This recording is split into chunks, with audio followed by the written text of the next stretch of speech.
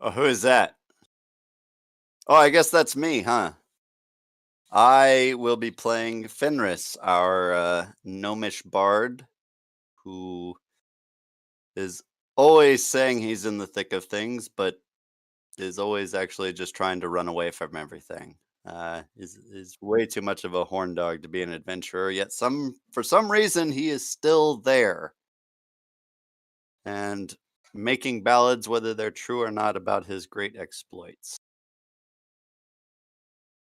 And, and with that being said, why don't we move over to our investigator? Is that me? That must be me. That would be you. Um, yes, I am Phyllis, private detective, always on the case. Always looking for the next mystery and willing to solve anyone's problems for the right fee. That's pretty much it. I'll hand it over to Mr. Master Blaster over there. What? All Master right. Blaster over there. I'm Mike. I play Max. He is a brash uh, gangster from the this gangster slash newcomer to the whole swashbuckling thing. So yeah, that's Max. He's a smart ass, fun to hang out with, good to party with. But yeah, no.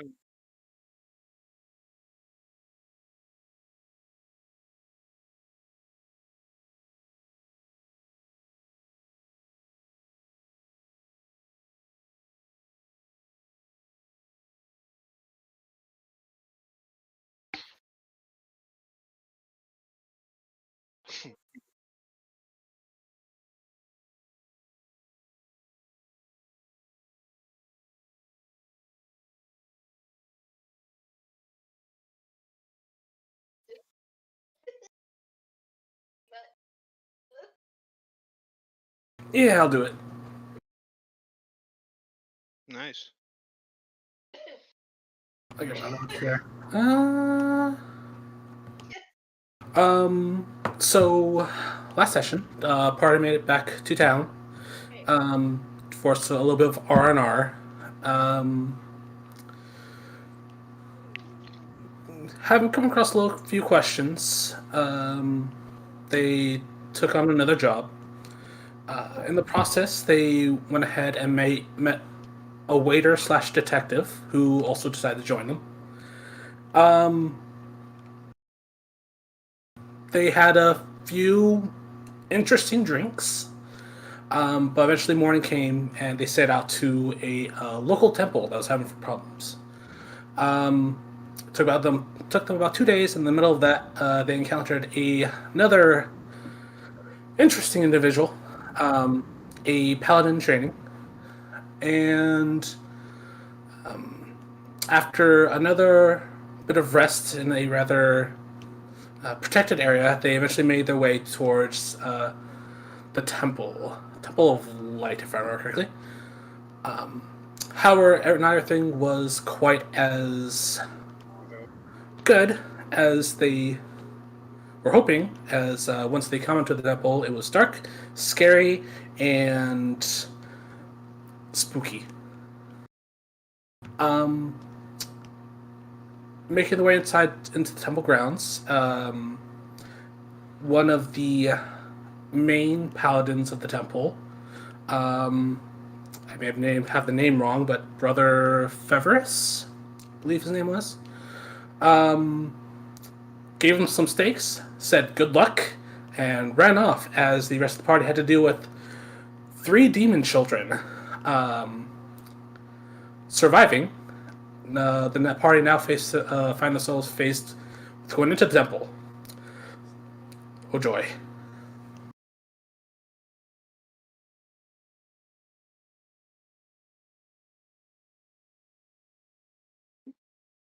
Hello.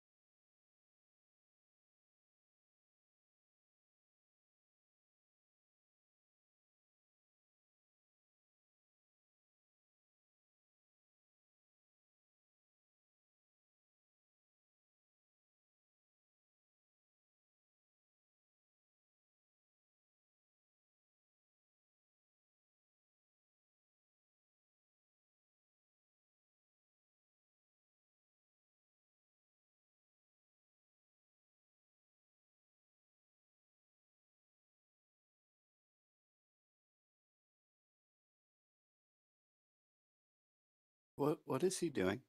Does anybody know what he's doing?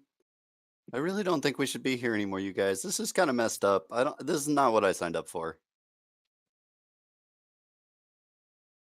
Well, we've come this far. Might as well go ahead and go all the way. As you see, Phyllis trying to put the blade back in his umbrella, but it's not going very well because his hands are shaking.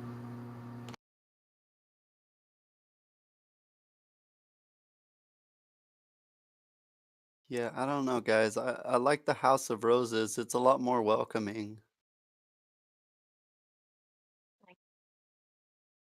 We don't have a choice, little one. The river is gonna start moving in that direction. Yeah, Max will come up behind him and grab him by the back collar and guide him in the right direction. No, no, no. This isn't necessary. I promise. I'll just come along. You don't have to carry me. Really don't believe you. Come with me, little one. Yeah, Phyllis will fall behind. So degenerating.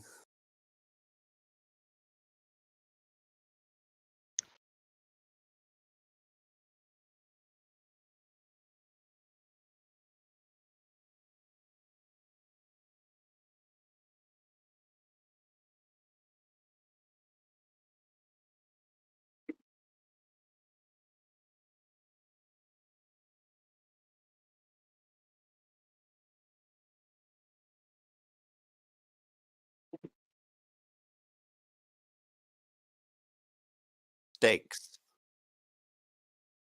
Like the pillars of the Temple of Light. They're the ones that are stabbed.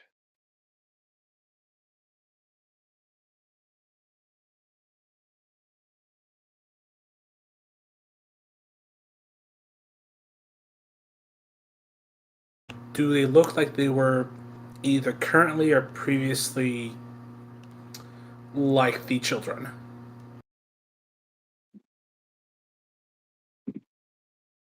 I will go ahead and do that. Investigation or medicine? I'm sorry.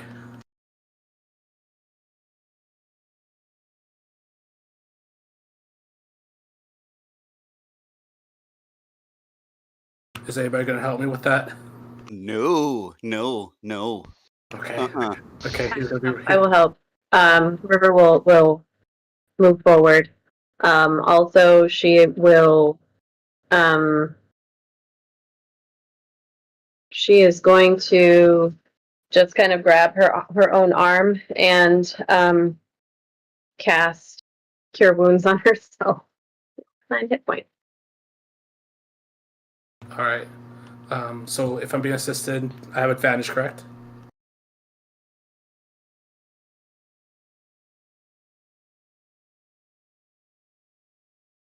Since I'm doing this little investigation, I'll just do it.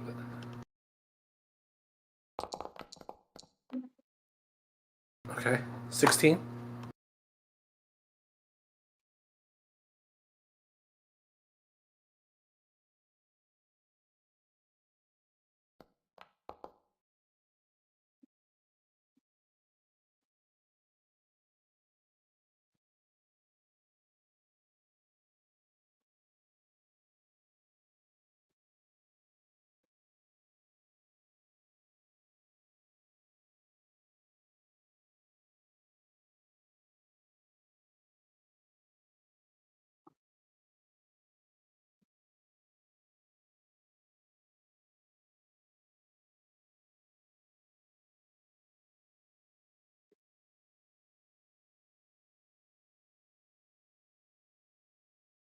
So I can probably presume the stakes through the hearts are probably a cautionary measure. And what about Brother Fervorous? How's he looking other than his angry state? Does he look pale like that?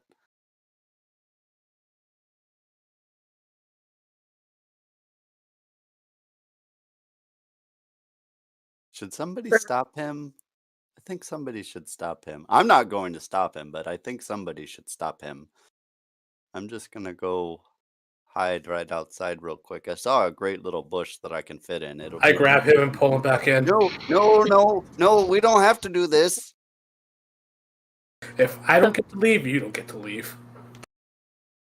Is Brother Fervorous the one who's going around staking them, or they are? Oh, okay, gotcha. All right.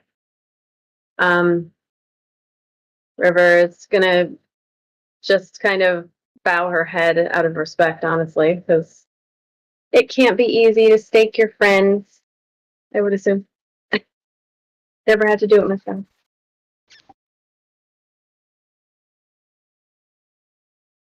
I'll do that.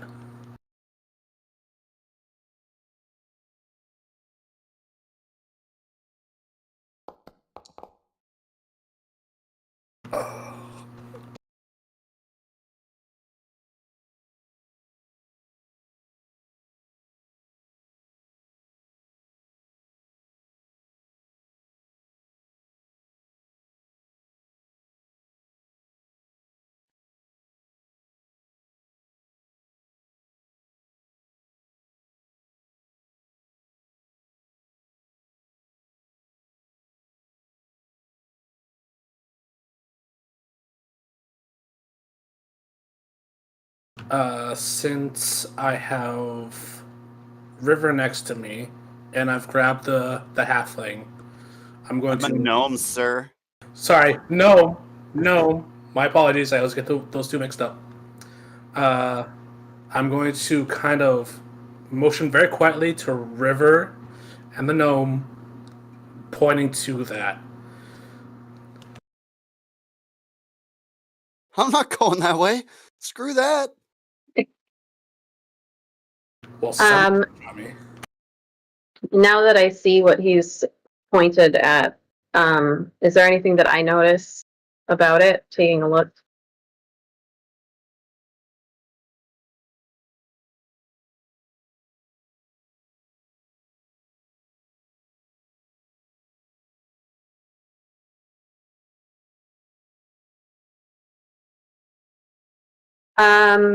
Yeah, like, is it, how fresh is it? Does it look like, I mean, is it red blood or is it some other type? Does it look like it has chunks in it or like? Look at it. There you go. 22.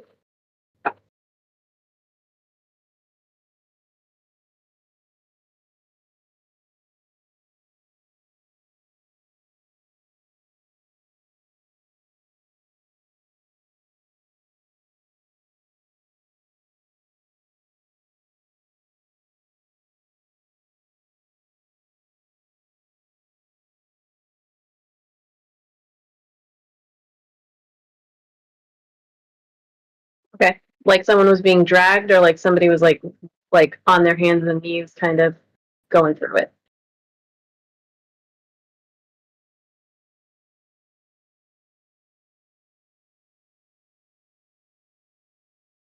All right. I will approach the doorway cautiously. You want to go that way? I'm dragging the gnome with me, and I'm falling behind. Hey, hey, hey!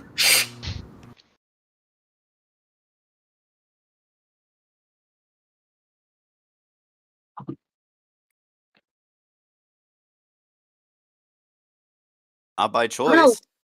I'm gonna listen at the door first to I'll- just make sure. Is it if it's closed or?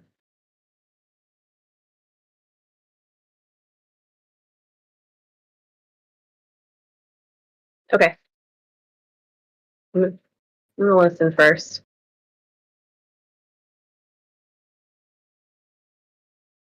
Investigation.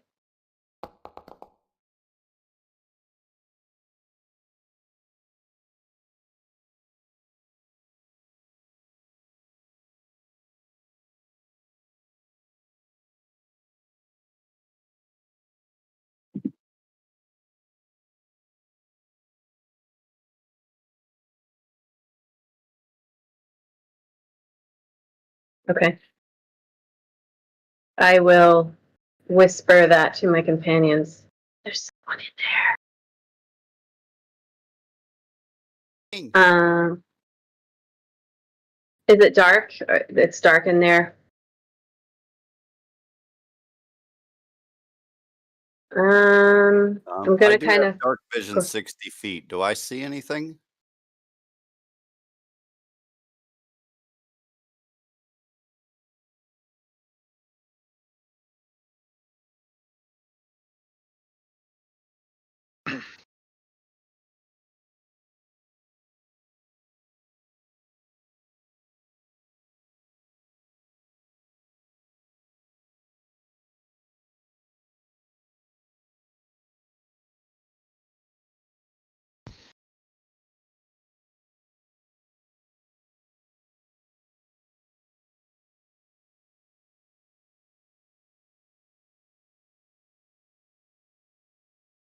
Is he moving?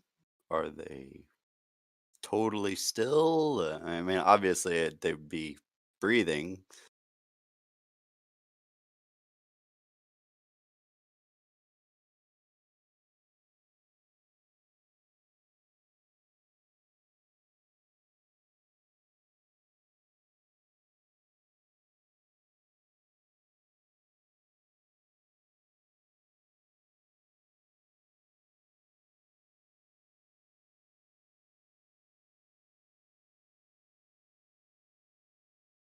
Well, it looks like they're dead. We should just go. No reason to investigate any further. I also have dark vision. I was just gonna scan the room to see if there's anything other than this individual before I go in.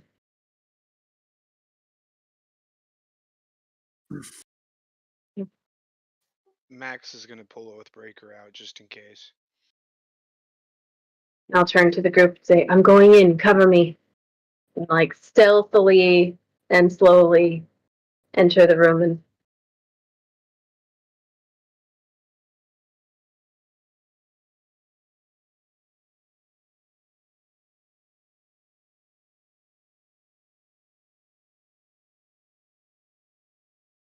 How tall are you, Phyllis? Phyllis? He is roughly 5'7". 5'7". Okay, so I imagine I'm still like dangling. A little bit. That was just for like player creative purposes because I want to know like if he's dragging me along or if I'm like hanging. Oh no, he's carrying you. He's carrying you. So yeah, as I'm hanging from my back, I'm just like, yeah, please go ahead, you go first. Maybe gnomes are like cats, and like your legs are actually touching the ground because like the rest of your body just kind of. Just a little tiptoes. I'm like skipping on the barely part of my tiptoes like a ballerina or something. Sorry.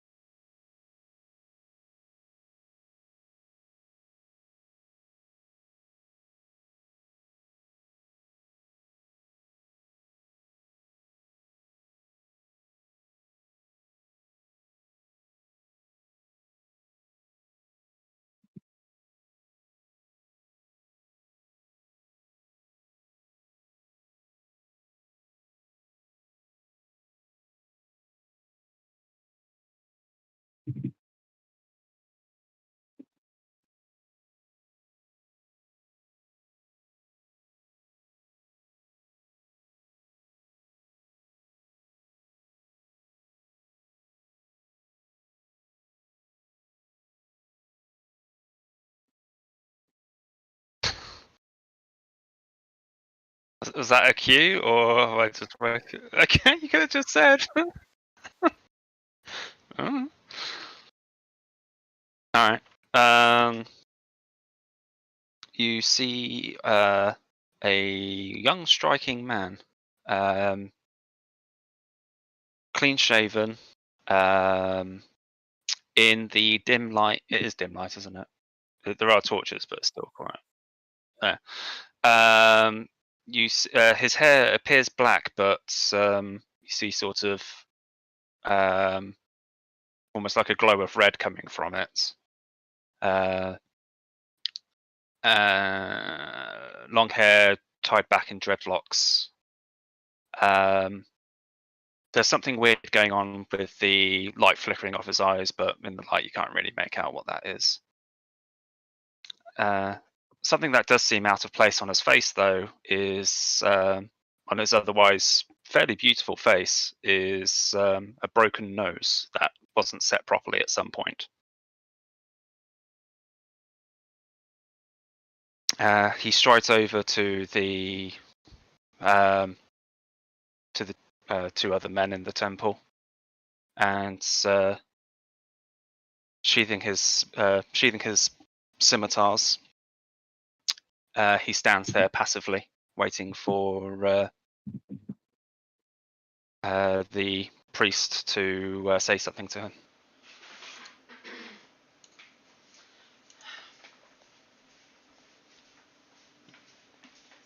Alright, sorry for the viewers' possible confusion. I just realized that there was no audio for me that entire time.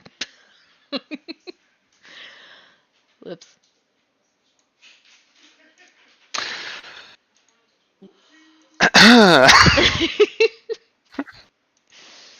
It's alright. It's all good. Okay, well, you already know what he looks Yeah. like, so I'll just skip to the right. So he goes over to the two priests. The priest and the guy in the kilt, and sheathing his blades, he will stand passively, waiting for the priest to say something to him. So, since all the commotion is over, obviously Fenris boldens back up and he just walks up, puffed chest on his 3.5 foot tall form. And who are you supposed to be? River just shakes her head. Max is definitely laughing. The human sort of like looks down at you, and now you're actually sort of got a closer look at him. You realise that it's the flickering coming from his eyes. Despite him quite obviously being human, his eyes are golden, and his hair is dyed blood red. And in Gnomish, he responds to you. I'm Sparhawk. Who are you? Excited that somebody actually speaks Gnomish other than me.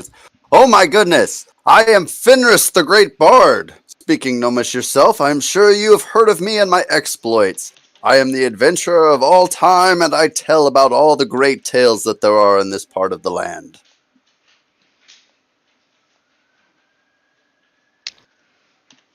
He looks at you for a moment. You can't. His face is blank. Like, you don't see any kind of like emotion or thought process or anything. It's more like a statue looking at you or through you. And then he just turns back to the priest and just waits passively again. Simple no would have been fine.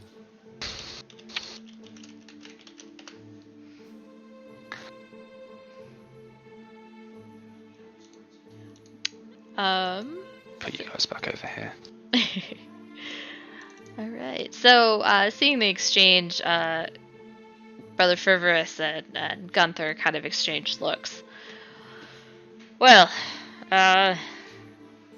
seems that introductions aren't quite as needed as we've thought. It's pleasant to see that you are getting along, says Gunther. But let's gather for a simple meal, and we will fill you in on details and give you gratitude for your help here this last night. Brother Fervorous and Gunther lead all of you back inside of the temple to the main hall, which by this point there are few people trying to go about to return it to its former glory, cleaning up areas that have become bloodstained, righting furniture, and there is a simple board of meats and cheese and dried fruit and nuts set out for you all to help yourselves to. Which I definitely will. Brother Fervorous begins regaling how all of you met each other in the graveyard outside of Darford, battling strange animated dead. At the end of this tale, Gunther raises an eyebrow at the party. It would seem that you had some experience with these creatures before. Tell me, what do you know about them? We've run into them multiple times. Different circumstances, that's for sure. Wait. We? Well, definitely I and River for sure. When did this happen? I've been with you guys the whole time. Well, you did not come down into the basement to kill the child. So I can see how maybe you've forgotten.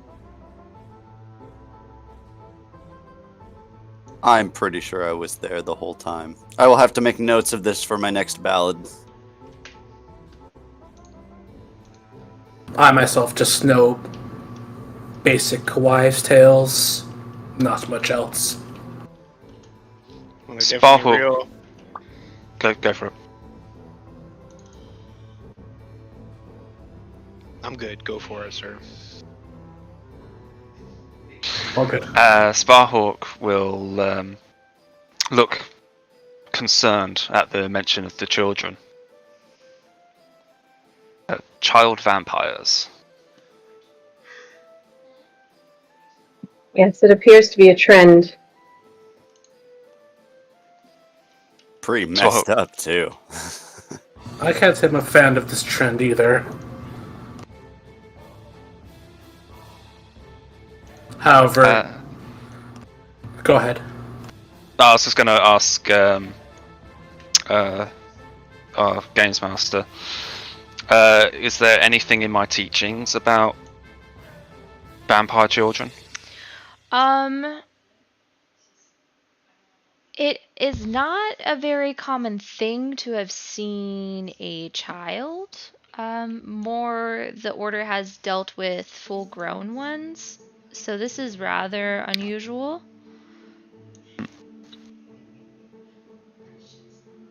It's unusual but not unheard of kind of thing. It's one of Yeah. those kind of like boogeyman type. Oh, children could be vampires too, but there's no real kind of account of it. Yeah. Okay.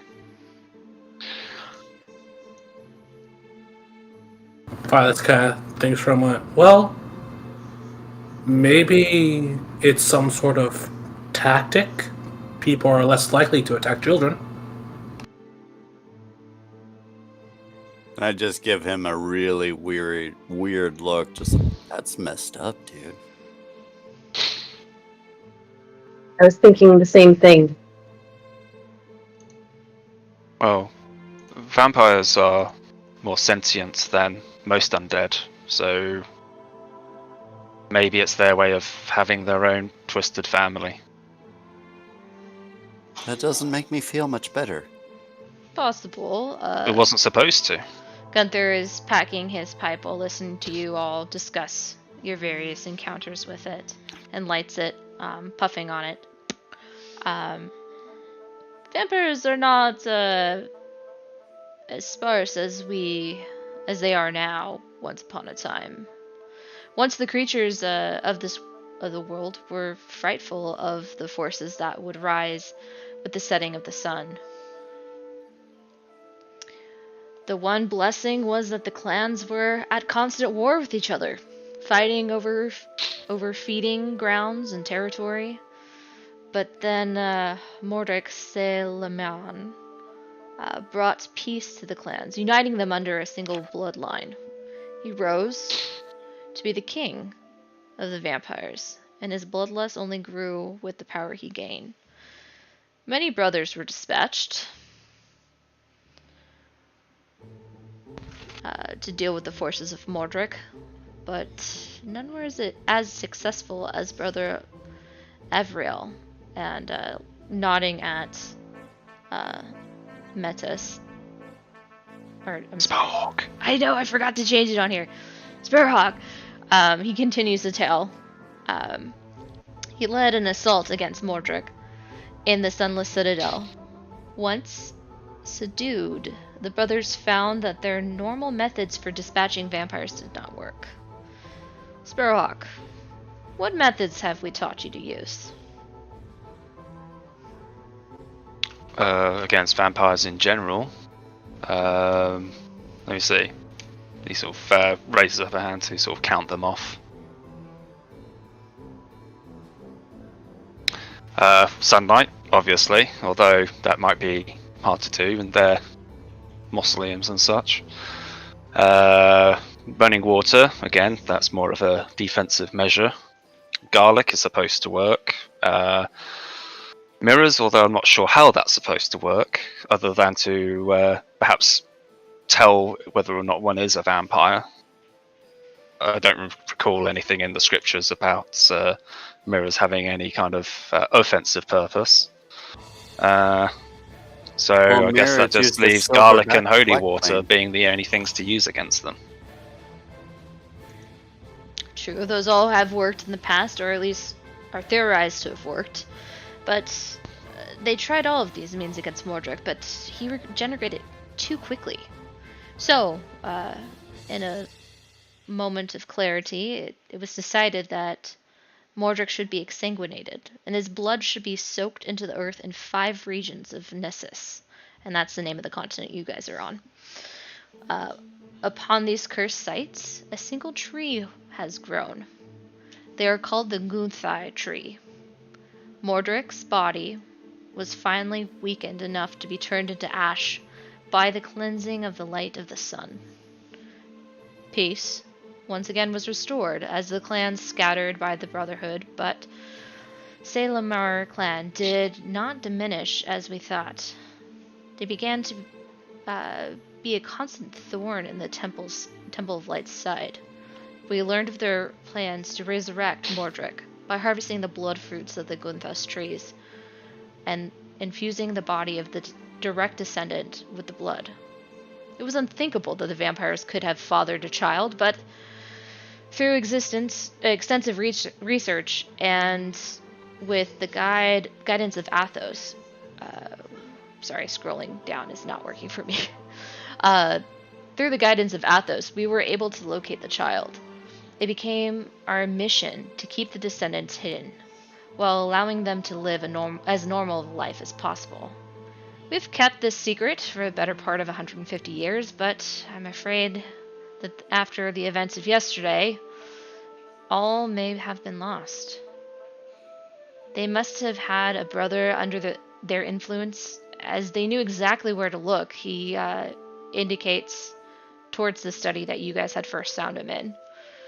They stole away with the map that shows the location of the Gunthas trees and the record of the descendants, but it should take them a while to break the code without a cipher.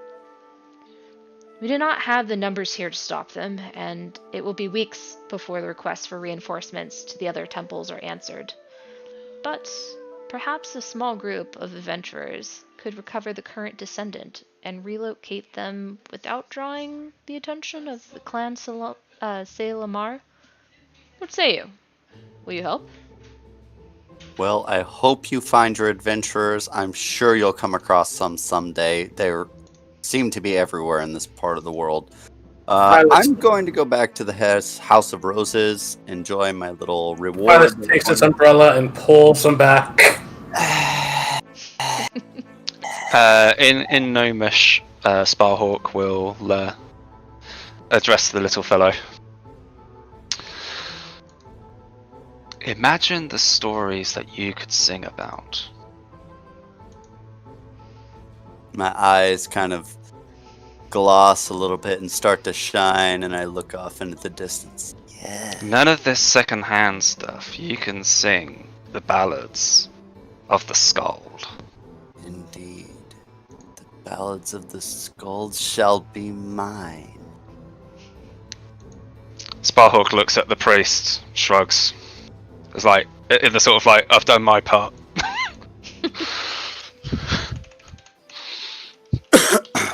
I'm just so fascinated by what I was just told. I'm kind of lost in my own little world right now. Well, I'm sure there'll be rewards and all kinds of other glams and glitters, but if we're to do this, then we'll need a map, information, and everything else for us. I presume you have this for us. Of course, that wouldn't be an issue. Notes What don't about wanna cash? open.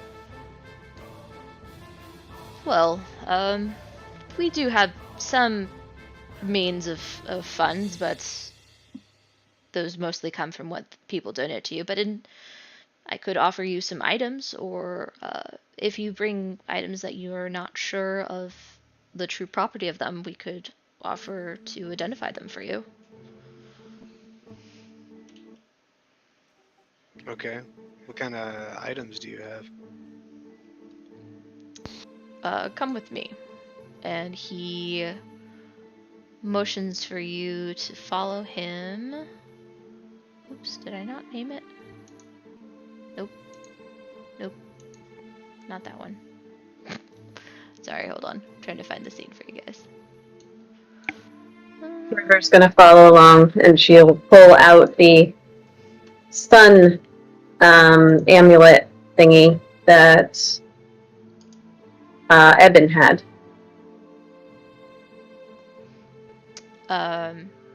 Seeing that, he pauses and he takes it and reaches out for it. My dear, do you realize what you have? I do not. I was hoping you would enlighten me. She'll actually hand it over to him.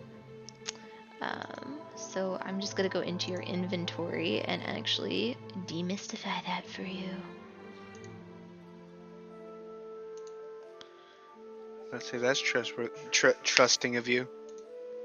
Oh, we're in. Well, he's a holy man. Gonna say she's Some- been hanging out with us, so she's got to be trustworthy if she's gonna stick with us. I'd say I trust nobody, but all right. Not even me. All right. So what he holds in his hands, it's called the holy symbol of the sun.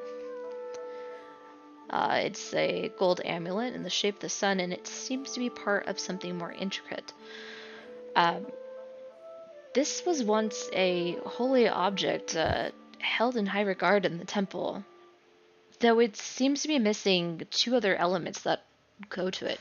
Do you have the coin or the ruby that go with it? She'll look over at Maximus. Shake her head. No?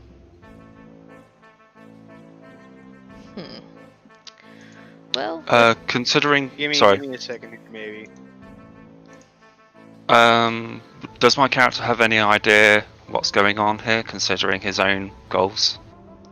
he does recognize this item from scripture, and you know that it can.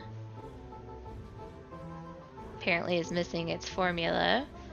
But what it does is that it emits sunlight and lights up an area when held up in certain situations. Alright. And I'll shoot you the I'll get this fixed during the break. Sparhawk turns to the druid to help fill her in.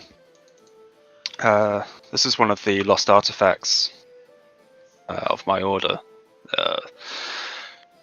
Tales say that in certain situations it may be used to summon forth sunlight as the very focus of our deity. Although the scriptures are hazy as to what those circumstances are and who and what can use such a power. Well, this was found on the person of our comrade who's no longer with us. They left, but sacrificed themselves when we were in the temple where the vampire was. When he came out, he had this on his person. Very strange that the vampire would have this symbol on them, unless it was to guard it from people like us having it. Turnabout is fair play, I believe. Curious. But you seem to have one powerful weapon in your arsenal that will be helpful when facing others of this kind. But come, I have other items for you. But Sparrowhawk, I'd assume that you would not mind being tasked with joining this party as a representative of the order. If those are my orders. Captain,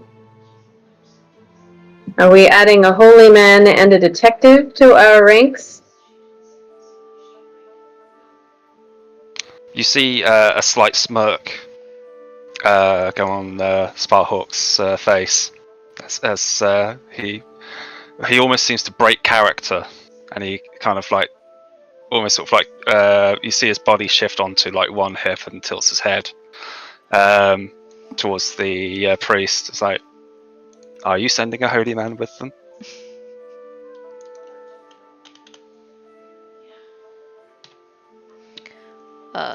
And I ask him in Gnomish, are you a holy man?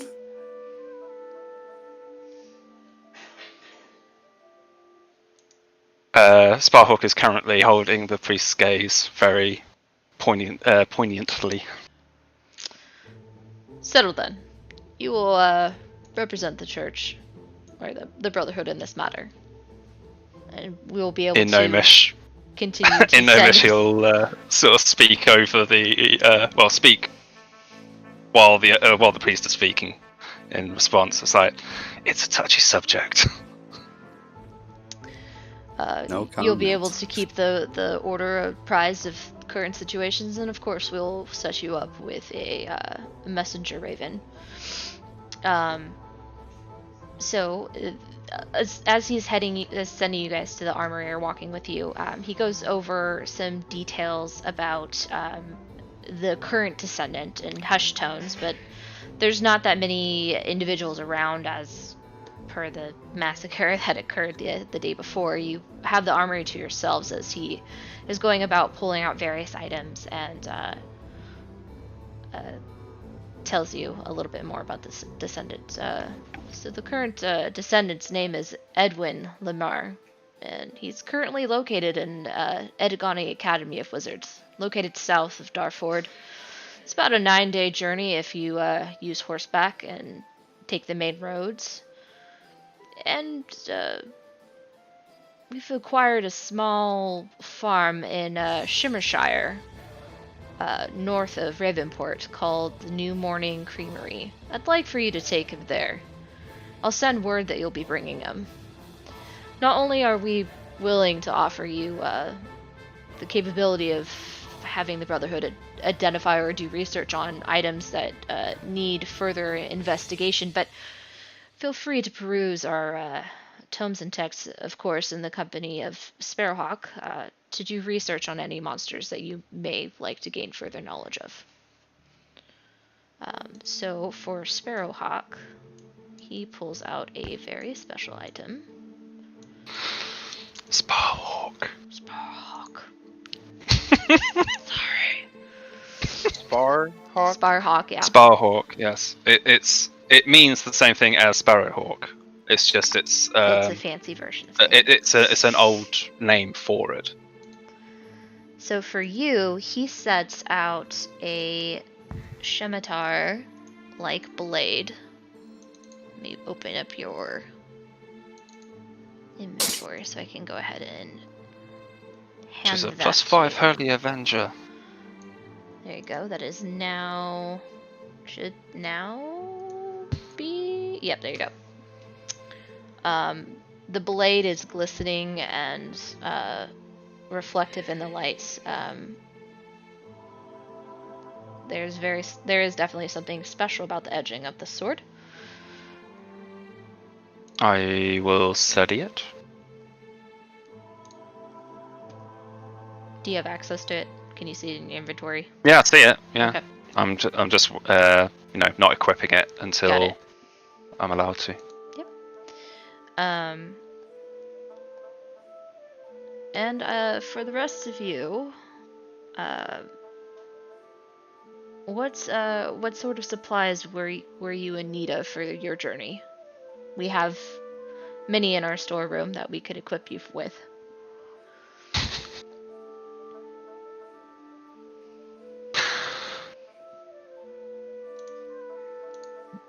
Any potions of healing?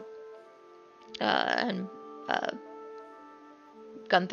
Father Gunther turns to his shelves, and you see that there are a few bottles there, and he sets 3 potions of healing on the table.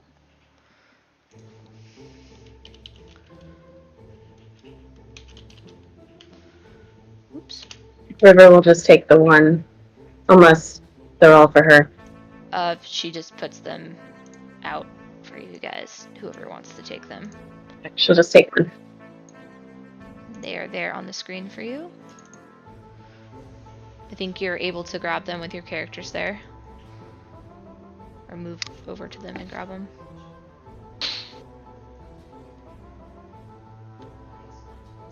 Which I hope you can move your characters.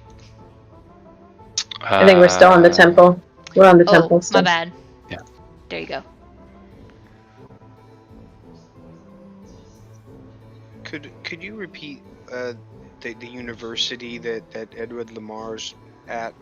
Aragon Academy. Sorry, what was that? Aragon Academy, I believe. Said. Aragon? Okay. And it was Edwin Dinar, correct? Lamar. Lamar. Yeah.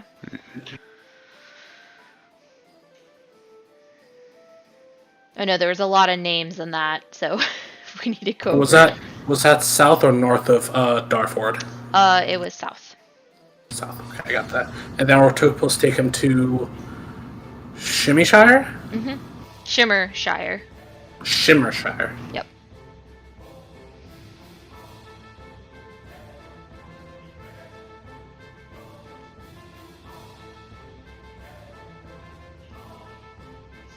That was supposed to be a potion each, yeah? Yeah. Well, no, there was just 3 that he set on like the table before you all, for you to use. Okay.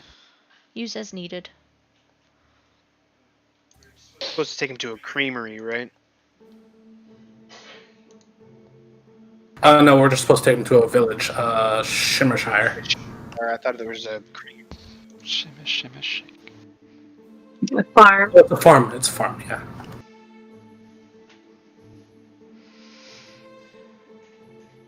Anything else that your party may need?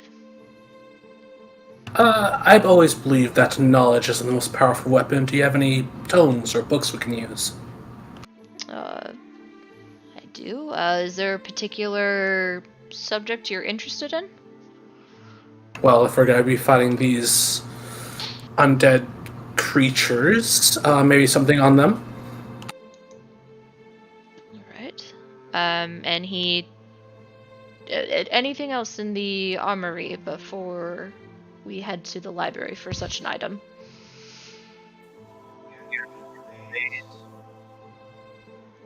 Can you say that again? You're very quiet.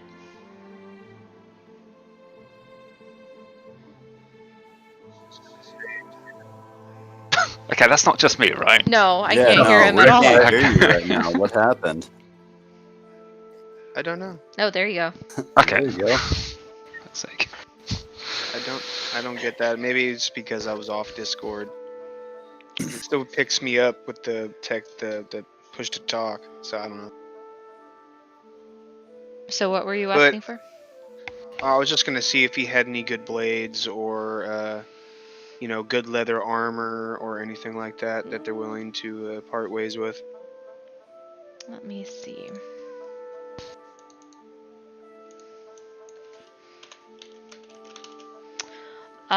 So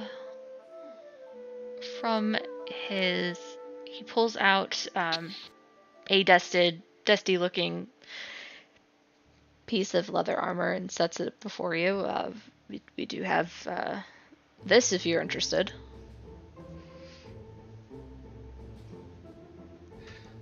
Max will dust some of the years of dust off, and does he see anything? You see a piece of leather armor? I mean, but like, can you tell if there's diamond in the rough here? Do an Arcana check for me.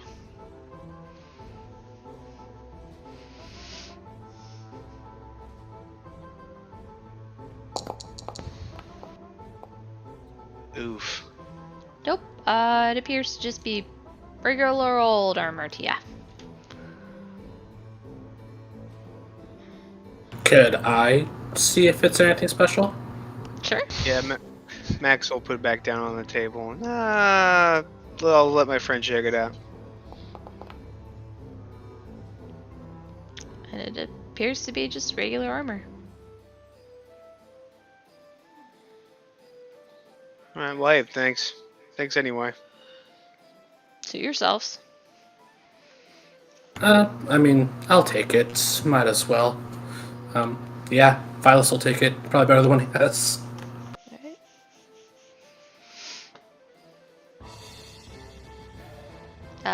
Feel free. I think you can move your character over there and nab it.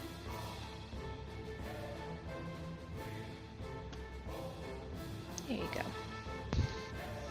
Alright. Well, if you all follow me back to the study, hopefully it's been organized. Oops, and let's put Sparrowhawk down. What? I try to Apparently say. I'm a gnome as well now. Yeah. So he takes you back over and he pulls down a familiar text to you, Sparrowhawk, that you recognize as being one of the original texts that you had studied. And he waves his hand over a page and seems to lift off a copy of the page that he had been looking at, and hands it to you. Oh, to me. Okay. Oh yeah, no, to I'll- not to you, to the to all the players. detective. Yeah. Okay. Yep. And that should be in your quest. Show up in quest items in the journal entries tab.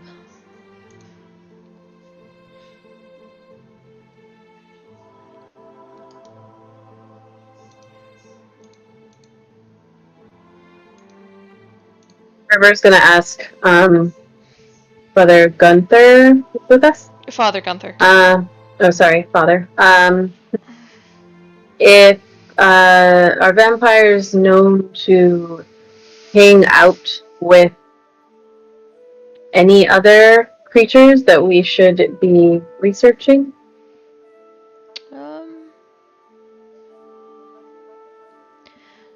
I mean, I would be wary of most undead entities, as it was once said that Mordric had a strange wizard in his employ that surrounded himself with creatures that were should have been dead, but were walking amongst the living. In many of the scriptures, vampires and necromancy go hand in hand. Skeletons, zombies, wraiths occasionally, although I'm not sure how much of that is story. Do you have any information on the 3 that you just listed? We have fought Walking Dead before. Well, then it seems that that would be the best knowledge to share with you. And he flips to a different page in the same book and extracts a duplicate of it and passes it to you, River. Much appreciated. There you go. That hopefully appeared for you. Okay. Yep. Well, let me give you the final details on the route that I would suggest. And he pulls up. Let me get the lighting fixed on this, because that is very dark. There we go. So you are all located here currently at the Temple of Light, and he is suggesting that you use the main road, which will take you back by Darford, past Karuna, and then on to Duskguard. And he said that would be a 9-day journey.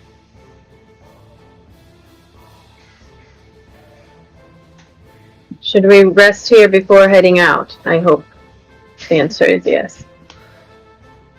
Looking at the map, would there be any way to take the boat from Darford to a port closer to Duskguard? There is no port along this coast, as there's not any other coast. There's small coastal establishments, but there's no port of entry. And if you remember, it took you about a half a month to sail down and around the Horn of Nasace. It was 2 weeks from Ravenport, over to Darfur. So a half a month is... Yeah, that's half a month, dude. I thought she said a month, but... No, I said half a month. Which is a half a month. Philo's gonna pipe up at this point. He's like, do you have anything that could give us that could ease transportation, just in case if we come across some sort of block, allow us passage? Sparrowhawk, having the cloth of the Brotherhood of Light and his emblem, will do just that. If you encounter any roadblocks, he should be able to gain you passage with his emblem. Perfect. And I don't suppose I could also bother you for some holy water? Not at all. He goes to a cabinet at the back of the study, where apparently they have stores of it, but I'll take all the holy water. he offers you 2 vials. Or 2 flasks. Stingy motherfucker. What? That stuff isn't cheap to make, okay? And I'll go ahead and drop those into your inventory.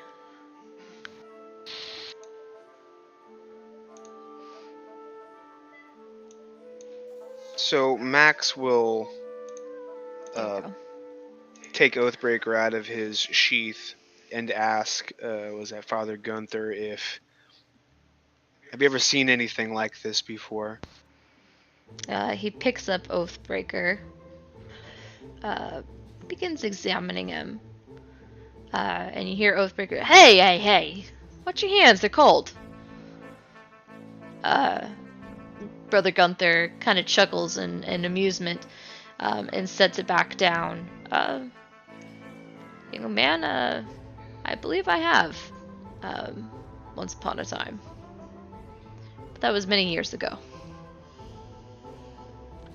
And the current location of such an object would take some time to research. Man, What?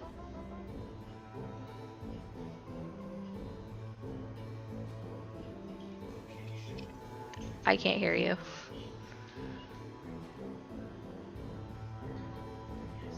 You really can't hear him because Yeah. he's not lighting up here. So No. Are you on a different screen while we're doing this? no, Okay. I was on Foundry. Okay. I'm over on that tab on Chrome, and then I'm coming back over here. Is like seems like the only way I can get it to stop messing up. bizarre. So what were you asking? I was trying to figure out what you were saying. Oh, Something about he said that he had seen a similar item in the past, but is not currently sure where exactly it's located. And he could do some research into that and have some information for you prepared. I'd appreciate it, but what's the story? Do you know anything about where this came from?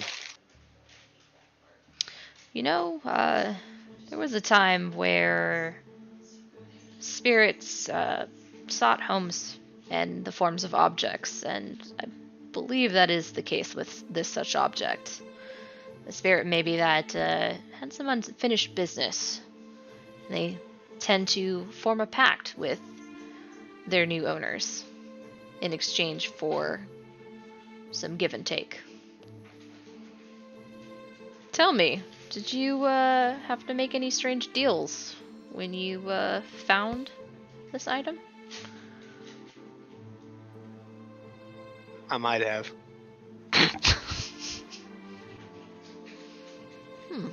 But I'm not going to go over that with anybody, really. That's such a Not here. schoolboy response. Fair enough. Maybe. Maybe. What's it to you?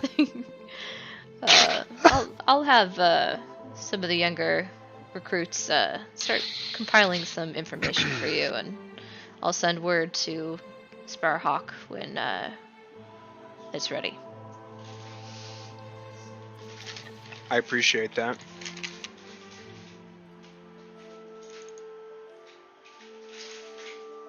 Now we must be off. After a rest. Right. Avante!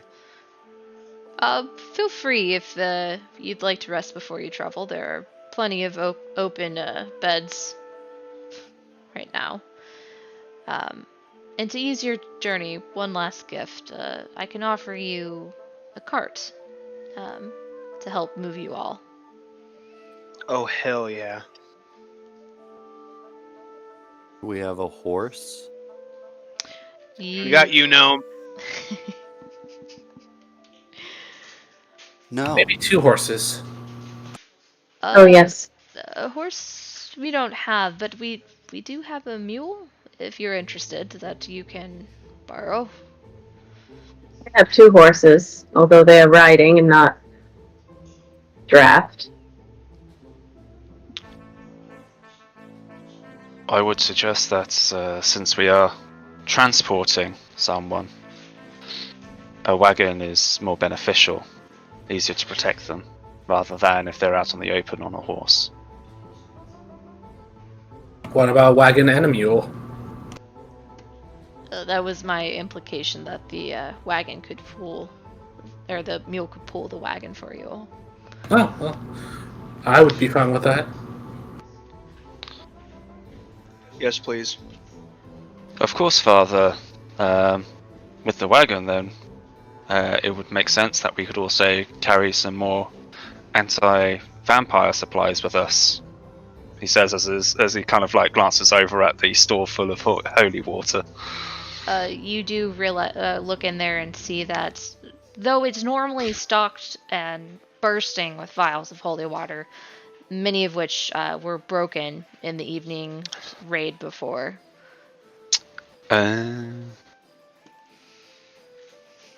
Okay, as he sort of like trail off then at the sentence, and then actually like go over and have a proper look. Never mind. Turn to Fenris and say, well, it looks like you will be getting some Teamster training with a mule. I beg your pardon? What happened to me sitting on the back of the horse? That worked perfectly fine for me.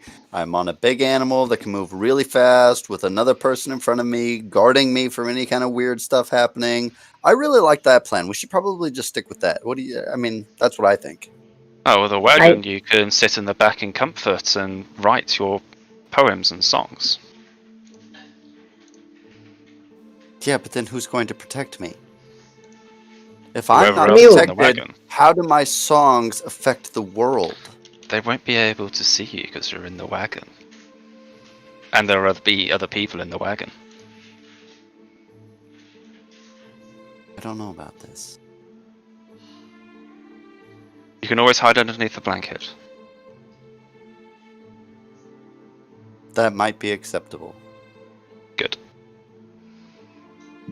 I was going to ask Father Gunther, do you have any blankets? Of course. We have a few we can spare. Holy blankets, by chance? Holy and only meaning the moths have eaten through them, but they're still warm. Not what I was hoping for, but I guess it'll do. Sparhawk clears his throat. Perhaps, Father, you could bless them. Does it work like that? Sure. Brother Gunther has a little twinkle in his eye and winks at you. But of course, a blessing of courage for those who need and protection. I could. We'll take it!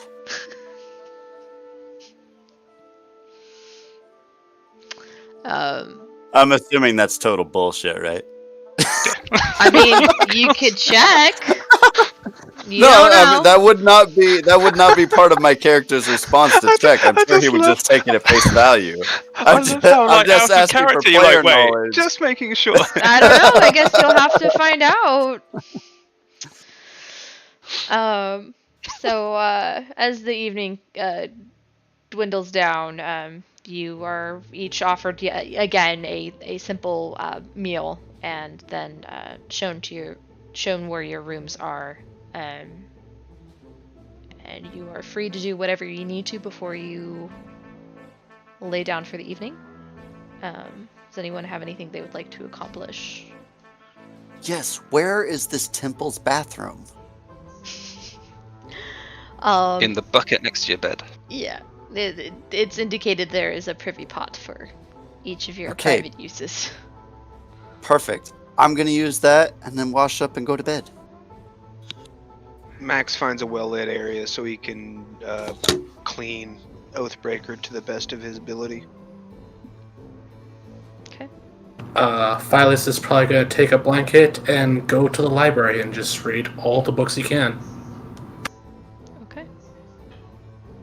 Sparhawk will... Oh, sorry, go. River was going to try to find Sparhawk and, well, wherever he is, ask him what his deal is. As Sparhawk had been tasked with watching over the party if they were to use the library, he would also be in the study with the other party member that is currently perusing the texts. Okay, she's going to go do that first, so she comes in and is just going to sit down with the arms crossed and lean back and say, "So, you're not a holy man, then what are you?"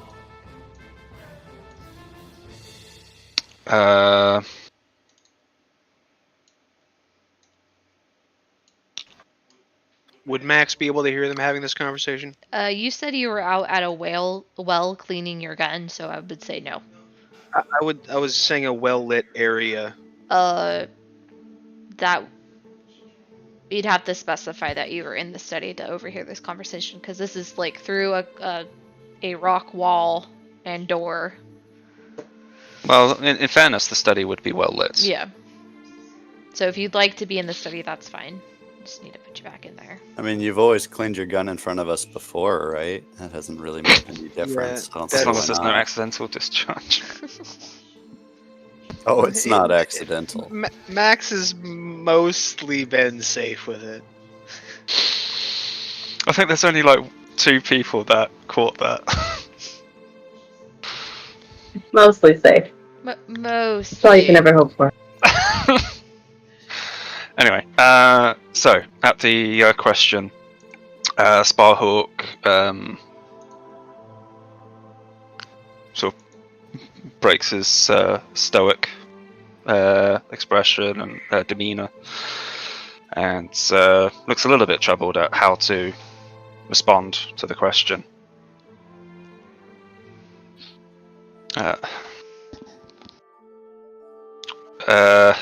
To be honest, I'm not sure what my deal is. Some believe that I was blessed at birth, which has made my life quite interesting here. Some people treat me as a holy man, others loathe me and my existence. All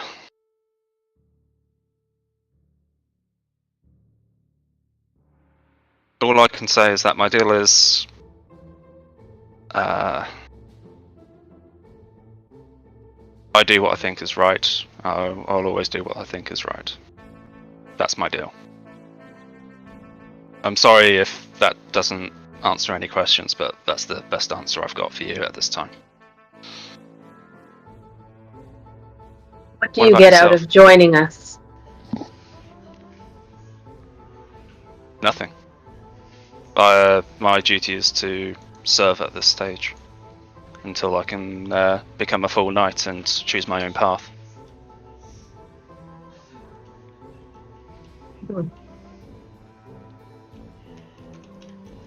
Oh, sorry. The official answer is I get to do our Lord's work and protect the innocent. Yes, all that.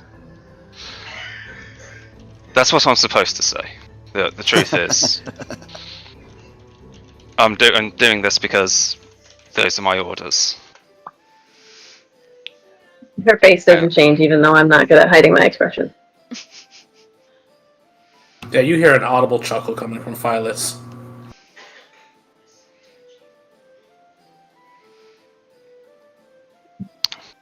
Well, what can you tell me about yourself then? Not much. And she'll stand up and walk back to her room, out of the study, and then go write in her journal and go to bed. Damn. As she leaves, Sparhawk just kind of like leans back in his chair and looks up, nodding to himself, like, "Yeah, that's about right." That shoulder Phyllis. is below freezing. Oof. Phyllis will just kind of look at Sparhawk, right? Sparhawk, yeah. Sparhawk. You get used to it. I already am. Fair enough. They all turn to Max, like, so when did you find that weapon of yours? This was probably a year ago. If I may pry, what were the circumstances? I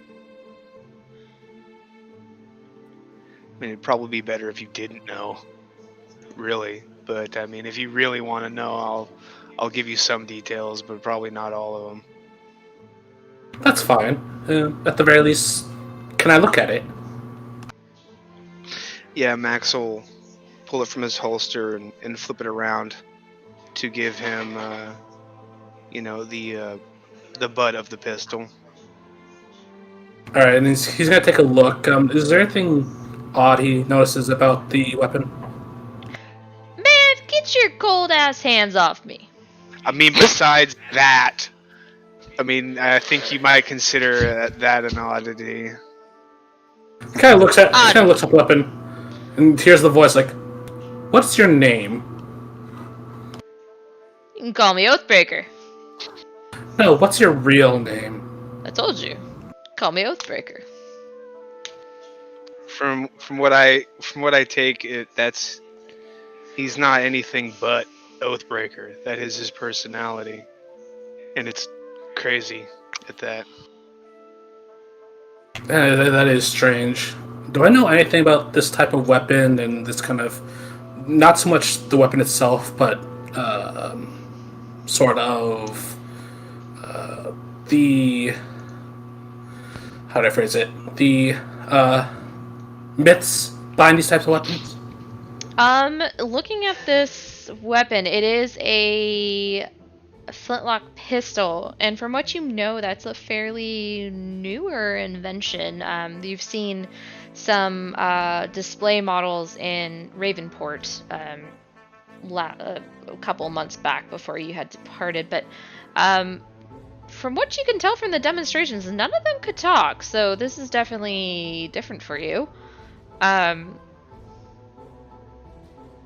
Do I know of do I know of any like talking weapons or weapons that are sentient?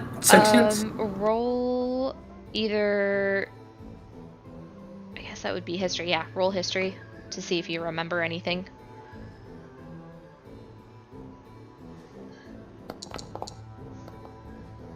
You remember earlier when Brother Gunther was with you all, the mention of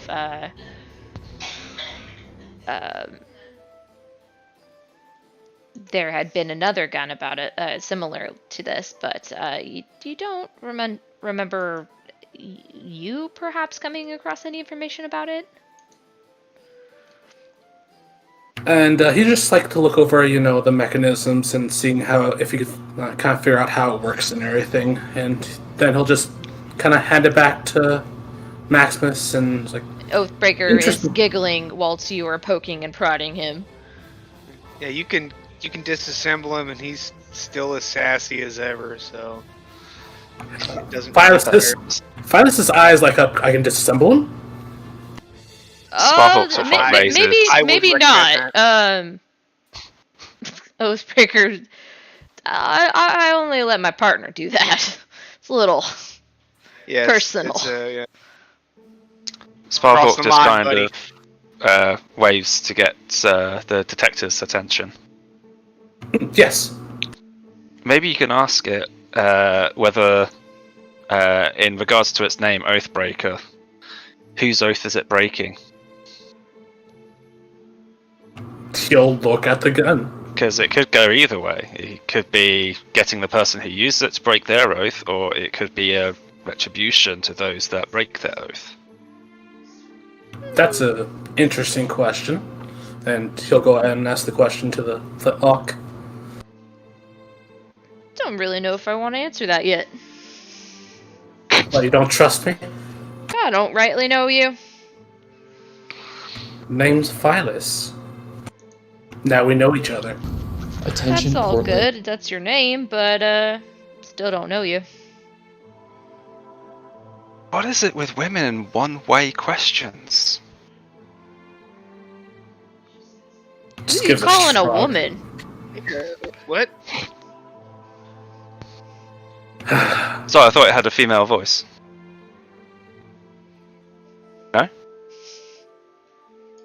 No? There is a female voicing him, yes. No, I wasn't sure, that's all. No, it's a male voice from what I could tell. It is a male voice. Okay. Yeah. In that case, I retract that previous statement. And just says, "What is it with the one-way questions in this party?" There you go. I know I've been getting a lot too as well. I just don't get it, but I'm new here, so you'll probably get the same treatment until they get used to you. Max is gonna say question time's over. He's gonna holster. Say it. Don't tell us you're saying it.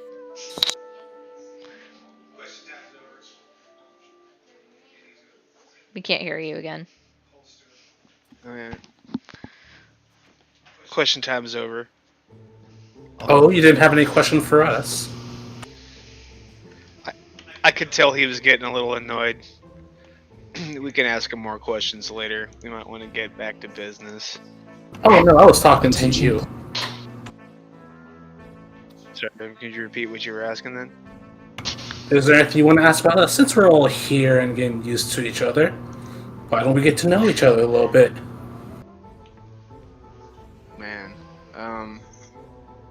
I mean, I'm all about finding out the character of somebody in the heat of battle, but we'll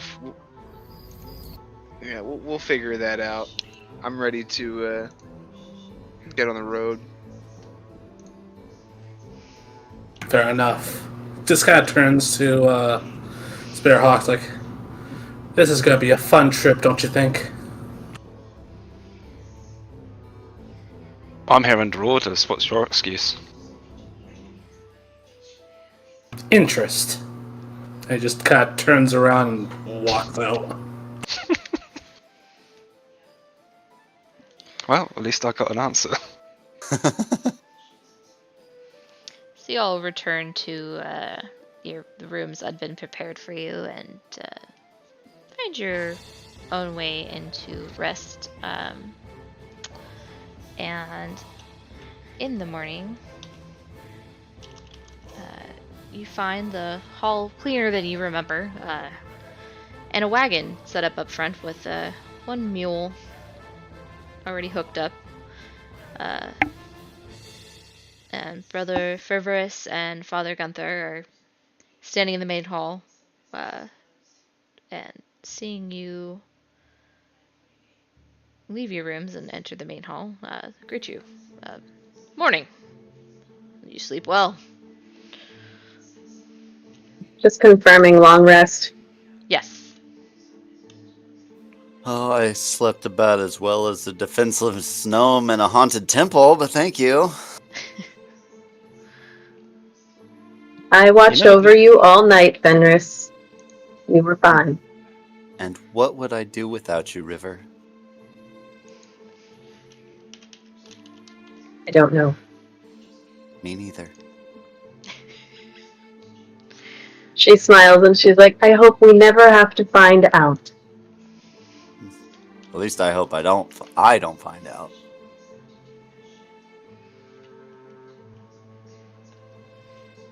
Starhawk looks like he's going to say something and then decides against it, and then just kind of goes off to one side.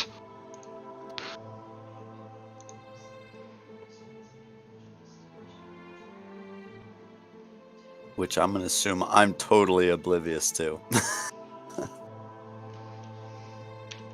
Yeah, do I notice that? You can roll perception if you want, or what is your passive perception? I'm sorry. Let me find that out myself because I added a tool for that. Yeah, I would say you noticed that. Say hers is really high, Yeah. isn't it? Don't look at Sparhawk. You have something to add. Nothing constructive. Don't be shy, buddy.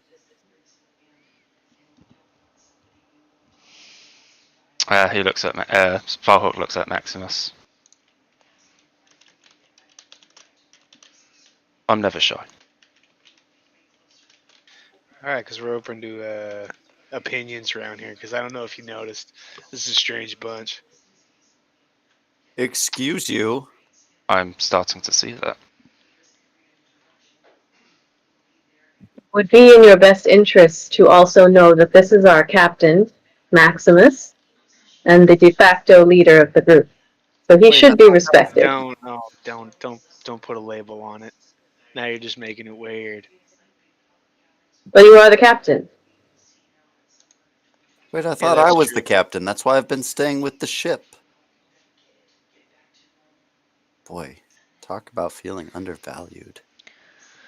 You have a I'm ship. not actually sure what it is that you trained to do on the ship, Fenris. To be honest. We do have a ship. Excuse me, but I believe morale is one of the biggest issues when out on a long sea voyage. And that is what I do, River. I provide morale. I didn't need thought that was training the for it. It is a natural ability that comes with being who I am. The Yeah, And I I hope you just kind guys of have your sea legs. stroke my feather in a pompous manner.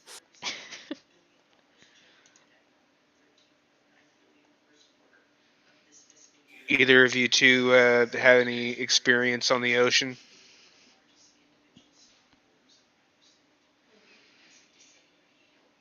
You talking to me and Spearhawk?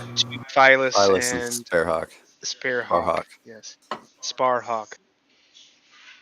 Sparhawk isn't there anymore. During that little conversation between the druid and the gnome, he exited the room and I you don't know. can't imagine You're not- why. Oh, just so the DM knows, where did he go?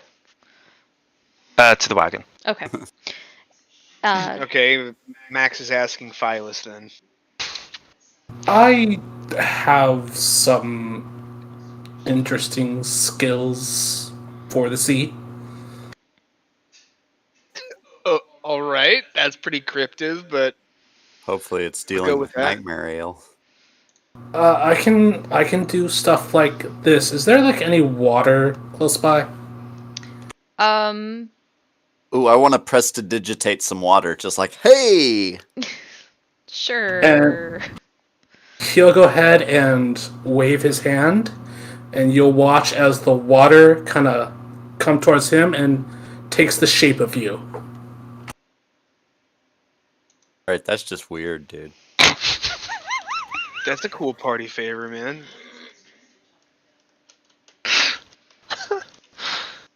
Player question, you're a water genocide, right? Correct. Okay. I'm still gonna say verbally, that's just weird, dude. He just kind of opens his hand, the water just splashes on the ground. That's one of the fewer things I can do.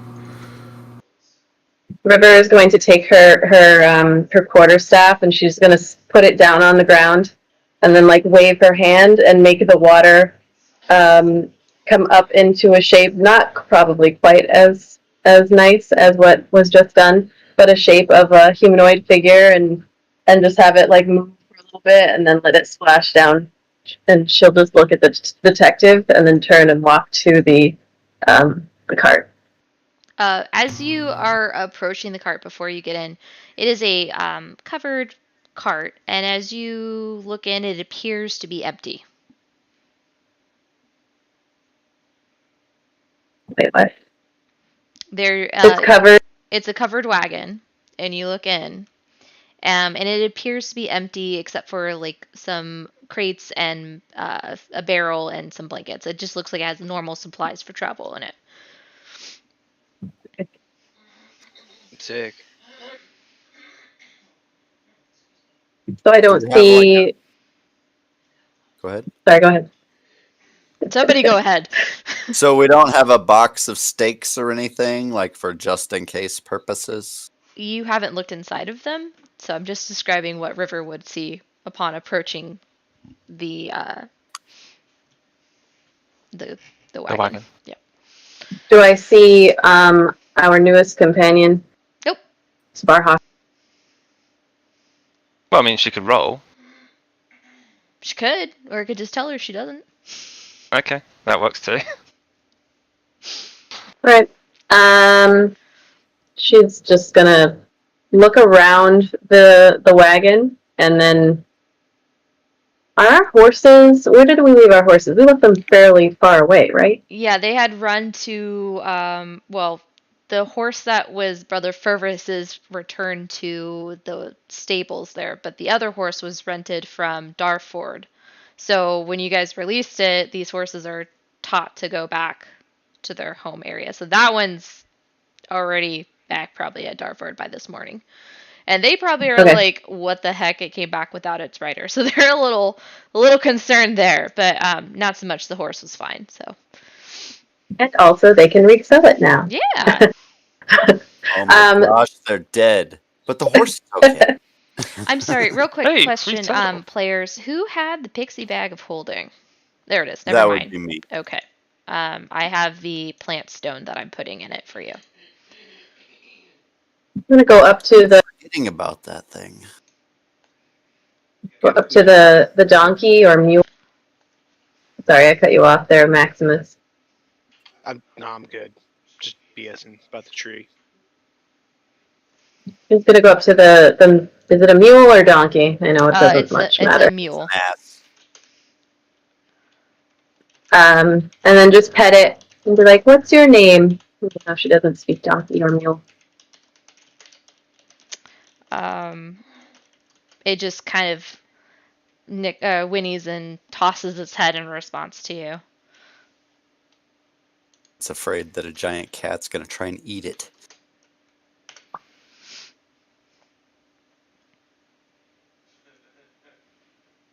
She'll just pet it for a little while. Because I'm sorry, you were not speaking to the animal so it could understand you, right? It was just you just talking normal to it. Okay, Yeah, just talking. Yeah. Common. cool. Question: do tabaxi have their own language, or do they just tend to No, they have their generally own speak common? language. They do. Mhm. Okay, I wasn't sure on that. Called Tabaxian, I believe.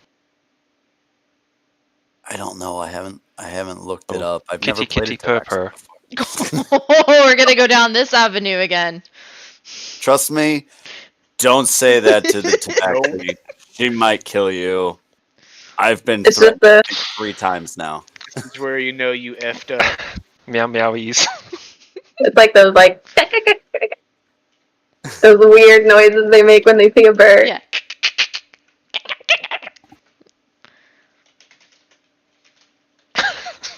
What? Anyway, she's just standing there petting a donkey. I'm gonna start She's doing petting an ass. the game.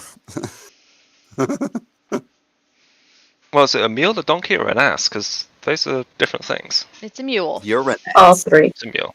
Okay. Which is a baby of a donkey and a horse, correct? That's what I'm guessing. So I'll go over to the cart now, and I assume when I get in, I see the people who are in there. Approaching the cart, you don't see anybody in it. Once you're inside, you see Sparhawk. But so, like, when I part it, do I see Sparhawk and Nope. do I see? River's outside petting the horse or the mule. Excuse me, she's petting the Oh, mule. I thought she was done with that. No. Okay. No, taking her time. But I did see him go in, and when I What open was it, your but not passive in yet. perception? Because he slipped away whilst you were magically Ooh, creating yeah, water. No, you did not. Yeah, I don't think it's very high. Nope, you did not. I want to Did- say it's did like I 13 or notice him? 14. I decided to roll roll- because yeah, I roll figured for it would me. be funny if I botched it or something Yeah, and roll like, Could you roll stubbed for my me? toe on the way out.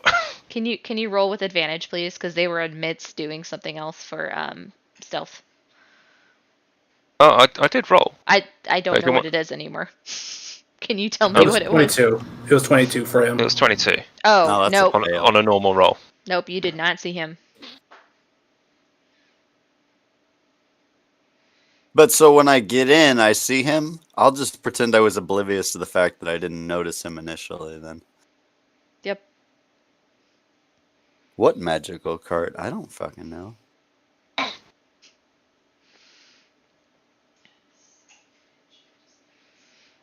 But, So okay, well, so I get in there, and where's the blanket?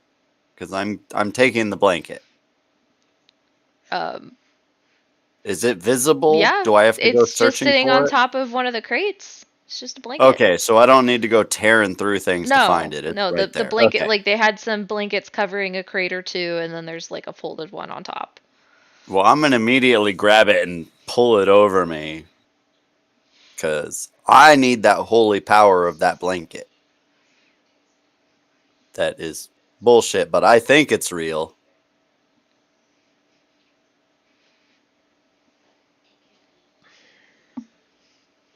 Yes.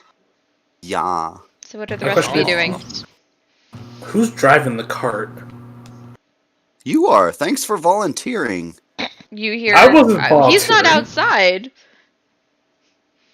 What do you mean he's You're not in the cart. outside? He's still inside, right?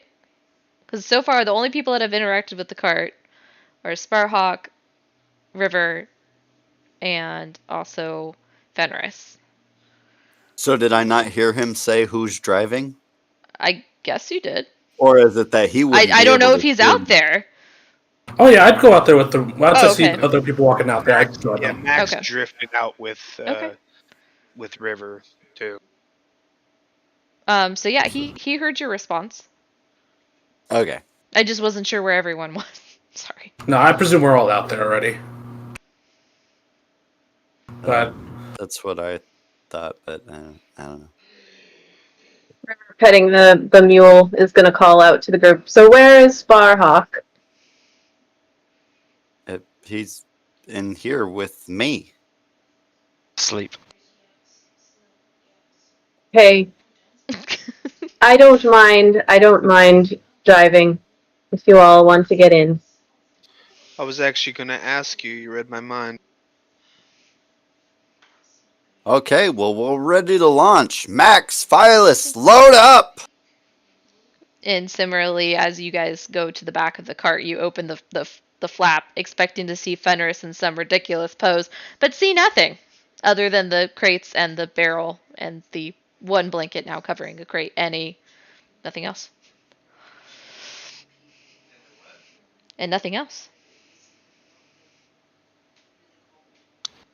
Magic. Can't do magic. yeah, Phyllis was just kind of Don't you dare. Do it. No. Thanks. I was going to say, I'm sure River is with me on that. Don't you dare start singing that. Just out of nowhere. But the question is it also a magic meal? Clock, clock, Nope. clock, clock, magic. Nope. I'm so proud. No. Onward. Let's move on.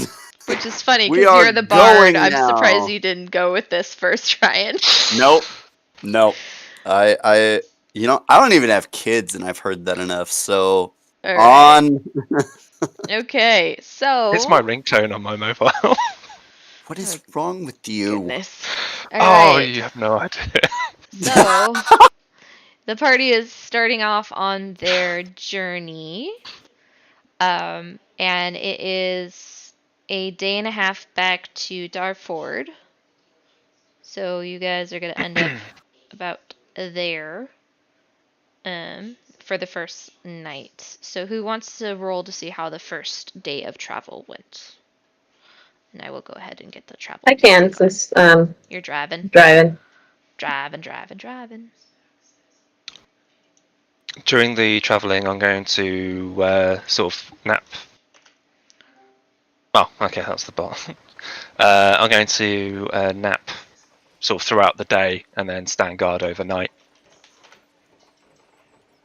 I'm sorry, say that one more time? You're gonna nap during the day During and the- guard at night. Okay. Yeah. Got it. You want me to roll a d20 or roll perception? No, could you roll me a D100? I think it's 100. I just want it made known I'm being totally frivolous with my time. If it happens to be nighttime, I'm probably asleep.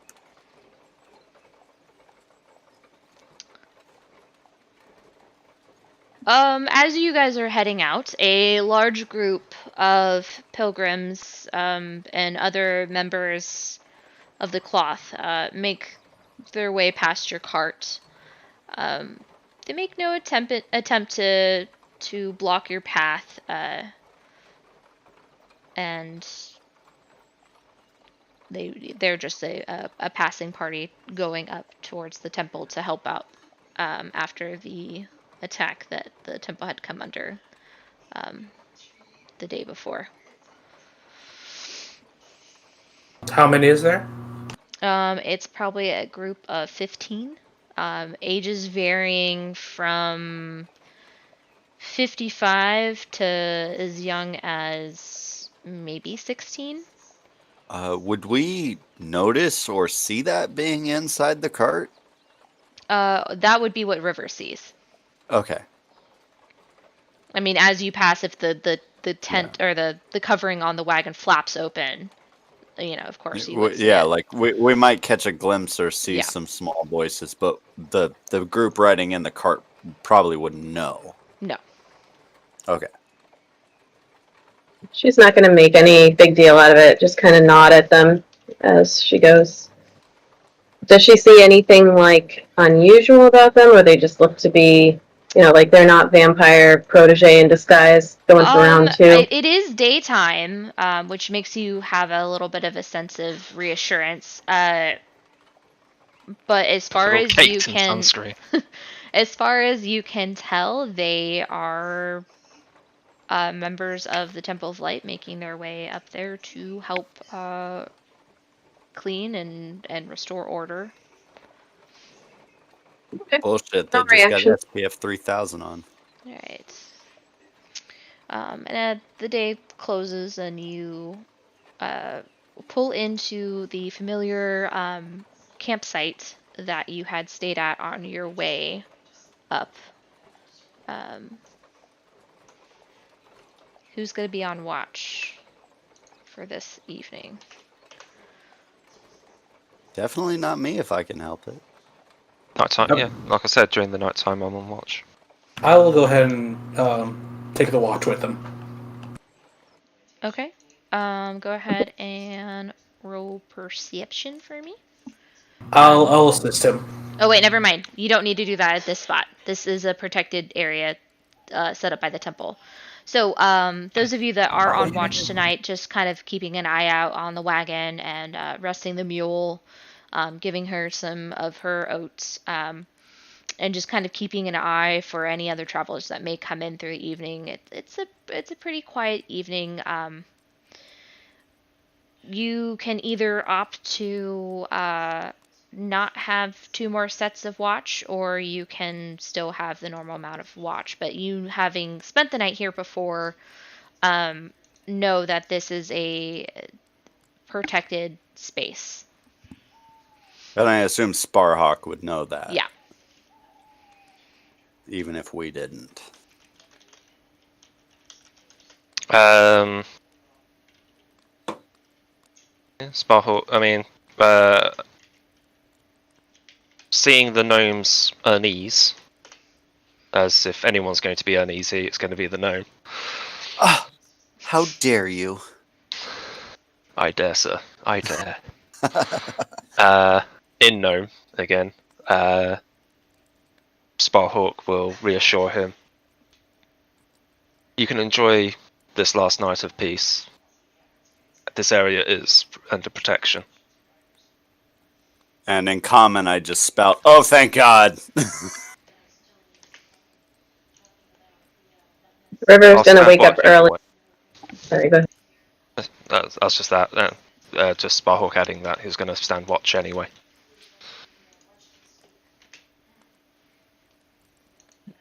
So early in the morning, River will get up, and she's going to go over to the mule, who she has named Fizzgig, and she's just going to spend some time with her, petting her in the morning. What is the mule's name, by the way? It didn't have a name up till this point. Apparently, it's Beeskig. Fizzgig. River will look and go, Fizzgig. So it is a magical mule. Beeskig? Would love to spend that morning addressing the mule with you, but I'm sure Fenris is sleeping in as late as he possibly can.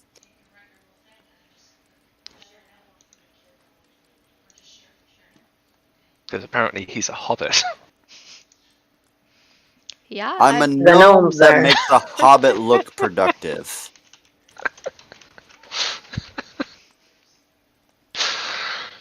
Cool. Cool. I mean, we're about the same height, right? I mean, whatever. I guess. Just not as hairy feet. Thank God. Ugh. All right. So, Gross. you are Are more. we all huddled around the campfire right now? Well, it's morning now.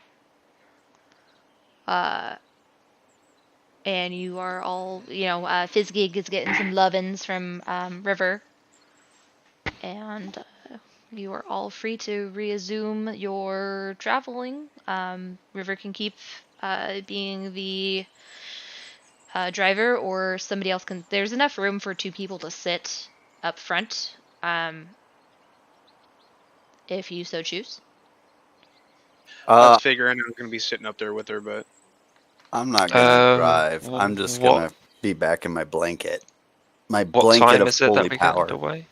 I'm sorry. What time is it that we actually get underway? Is it like as soon as dawn breaks or I mean, later? I would assume since somebody said they wanted to sleep in as long as possible. I would Well, I mean, say that's like what the wagon's 8 for. or 9 in the morning is All when right, when okay. you start getting awoken by other travelers coming into the space to set up a camp because they traveled through the night. Well, I assume even if we didn't leave until 11 in the morning, they're still rustling me out of bed. They just chucked you in the back of the wagon with your holy Yeah. blanket, You know, that kind of burritoed thing. you Like, up, it and just. doesn't matter when we'll Um, leave. I can always sleep longer. Now, if the sun is well and truly up and the weather's and the sky is like otherwise clear, Sparhawk will climb into the back and start taking his cat naps. All right. So do I have somebody that wants to roll for today's? You know, I haven't rolled at all today, Go ahead. so I'll do it. D100? Yeah.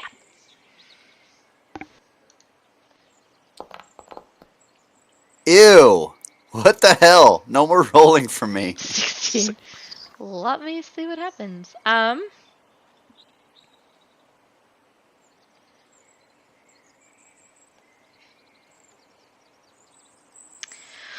Okay.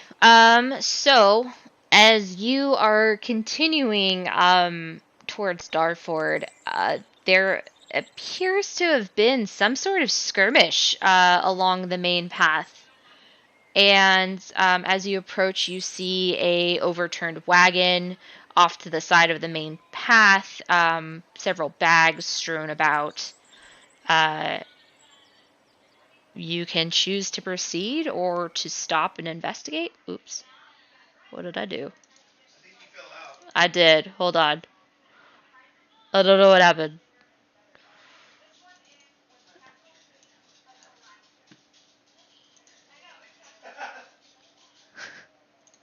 Just Since you kidding. last Sorry used about it. that. I don't know what happened. I clicked the wrong thing and it just Oh, went okay. goodbye. Okay. At least it wasn't your computer. No, Free I'm screening. still here. It's just, I don't know what happened. Anyways, so yeah, you're free to either stop and investigate or try to proceed. So I'm in the back, so I assume I wouldn't notice No, this this is- unless this we like is just- fully stop. Yeah, this is what River and Max see as you are you're still probably about 4 or 5 hours outside of Darford. I mean, this seems to have been some sort of attack that you guys are just seeing the aftermaths of.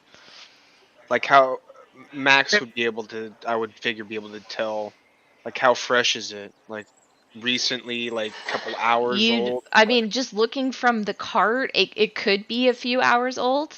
It could have just happened. You'd have to get out and do some more investigating. Okay, I meant just generalized, so thank you. Yeah, so it's probably recent within the last 24 hours at least. River's gonna like click and say Fizzgig, try to get it to slow. She's trying to like get this mule to listen. Animal handling Because check. they're probably probably gonna have to use her quite a bit.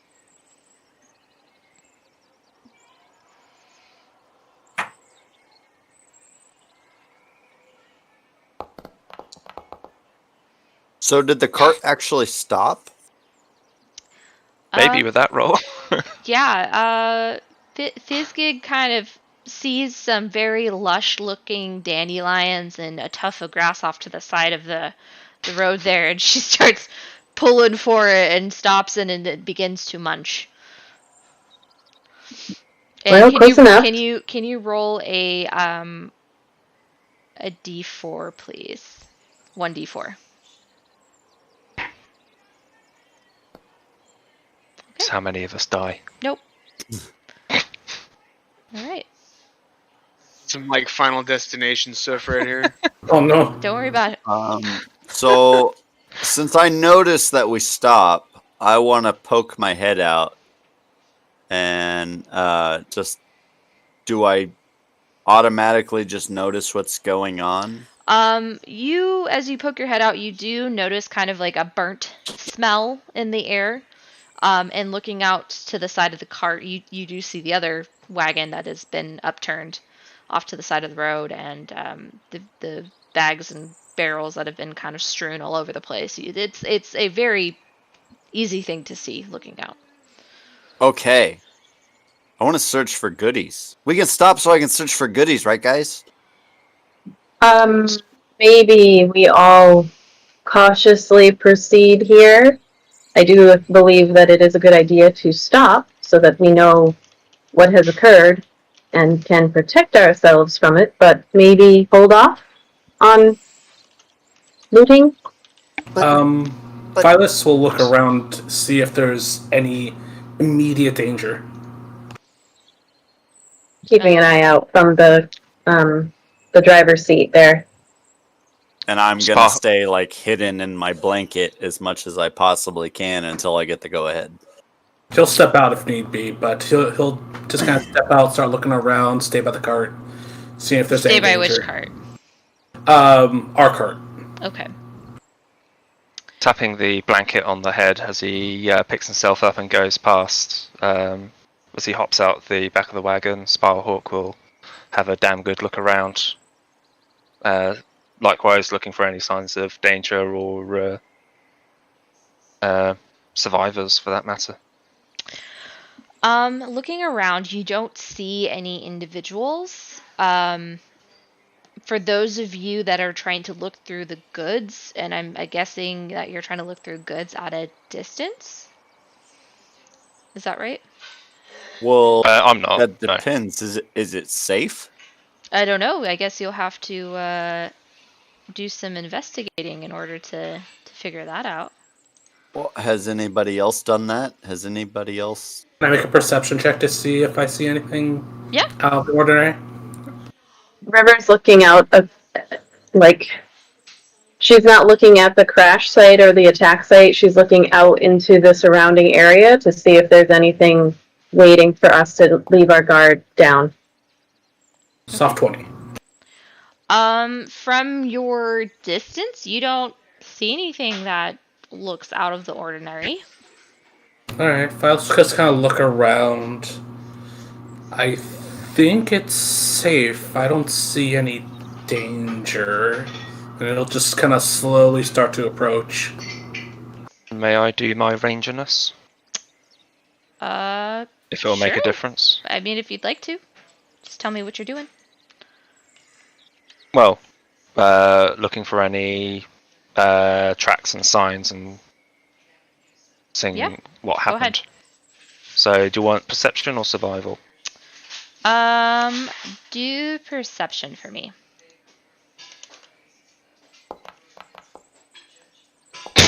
Ooh. You see well-worn wagon tracks and hoof prints on the road. Oh, I know that feeling. I know that feeling well. Fucking +7, and I roll. Oh man. Yeah. Violet is going to make his way forward, kind of go around the area, and he's going to look around and see if he can find anything. He's not looking for goodies, unfortunately. Sorry, Fenris. But he's going to go ahead and look around and see if he can find what caused this, and he's also going to investigate and see if he can find any tracks or any sort of clues as to what happened here. Okay. River's gonna hop off the cart and assist, since I'm proficient in survival. Try to lend a hand. Let's see. Do I have anything? And that'll since work for everybody's this? stopping and getting out and checking things out, I am definitely going around and starting to loot dead bodies because I'm an asshole like that and I like money. Okay. So, Fenris, as you are looking for bodies, there's no bodies out on the road. And where exactly are you walking? So it's shoot, I wish I had this kind Well, of. I'm walking towards what I would assume would be the most valuable liquid assets there are. I mean, obviously, if there's So no I would people I around, would I'm say going to that automatically go maybe to inside the of court, the the cart. that maybe inside of the real quick, it's actually our first break time, so we're gonna go ahead and do that, and I'm gonna whip up a quick map for this. Perfect. Because I think that would make this a little easier. So Yeah, definitely. I have to pee anyway. Okay, so yeah, we'll go ahead and take a quick break. We'll be back in a little while. Thanks for sticking around.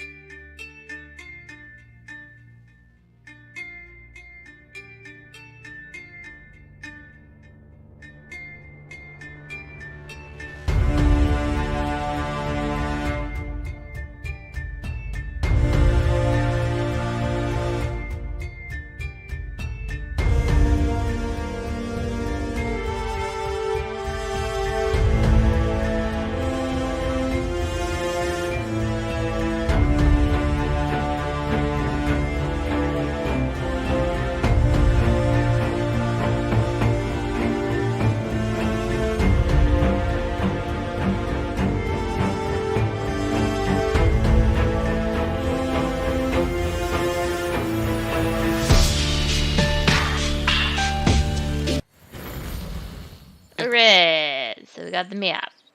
Mappity map map. The Miap. Yet. There we go. Like the pivot to Thai food. Alright, so you guys had come across this upturned wagon on the forest road, and you had elected to hop out and investigate. So feel free to, move your tokens around, do what you do. Alright, I will start looking for tracks. Everyone's going that way. I will flank. Let's go check out. Oh, shit. No, not that way. That way. Was this a big chest? Maybe. It's going Well, to I'm right assist next to in looking for tracks and whatnot. Yeah, Phyllis will just like stand in the middle of it, just look around, see if he can find anything, any tracks or any sort of signs of struggle, those sort of things. From what okay, so can I get just an initiative roll from everyone just so I have an order to call on you guys, because you guys are all doing stuff and I want to make sure you all Sure. feel like you get to do stuff. So I'm going to technically put you in combat, but you're not really in combat. Just so you can roll your initiatives. Altar. Yeah.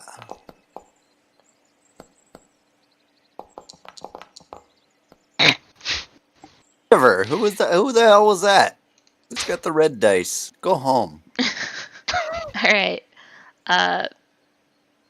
Sparrowhawk, what do you want to do? Alright. He's looking for tracks, so I shall do a survival check. Are we doing it separately, or am I rolling with advantage? I guess there's one other person that's kind of like investigating, so you guys can decide to aid. I mean, you're in different sides of the area, so you either could be looking together or separately. gonna River, aid. what do you want to do? You're going to aid? I'll aid. Alright, let's Yeah. roll with advantage. Team effort. Okay. So looking around for tracks, there seems to be several boot prints in the ground, originating from behind this tree that had gone out towards the road. You also find a crossbow bolt kind of sticking out of the bush right here. Dibs.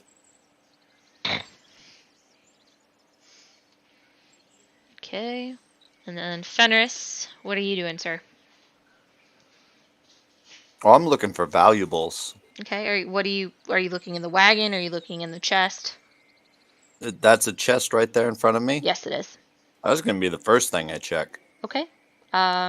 So you go to open it and it is locked. Crap.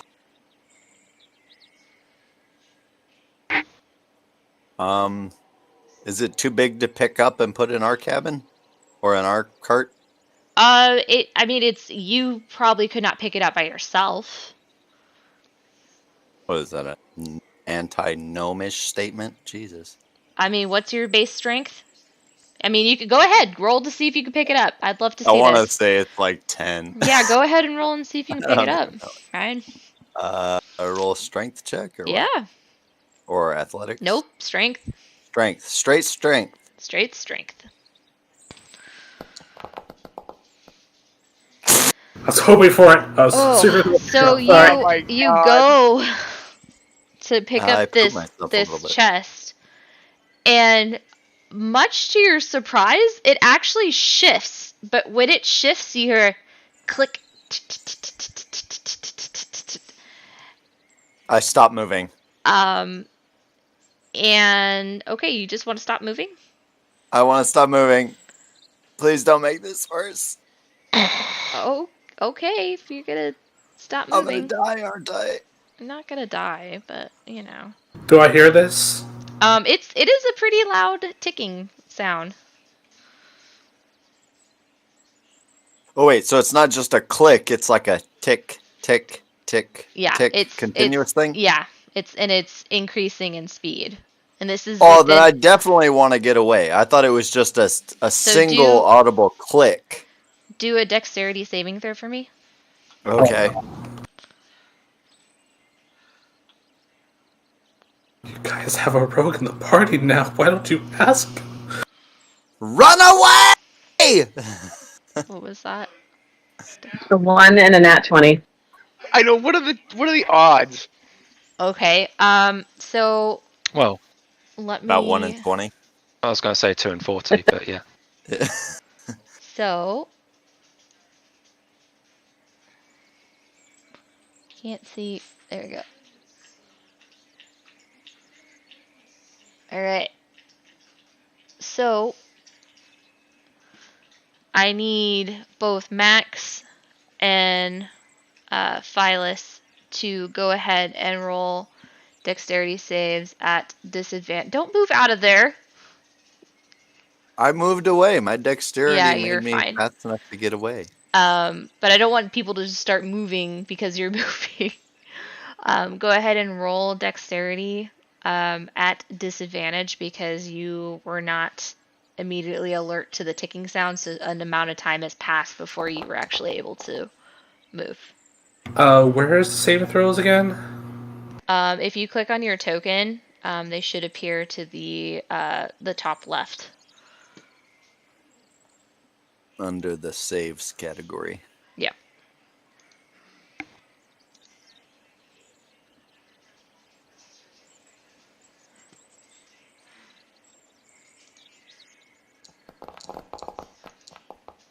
Ooh.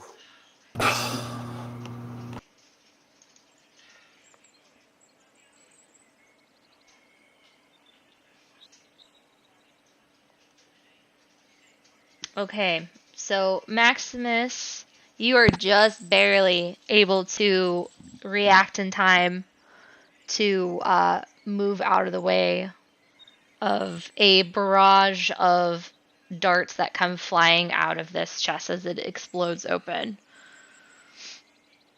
So, unfortunately, Backflip. Phyllis, you are going to be hit by them. Yep, here we go.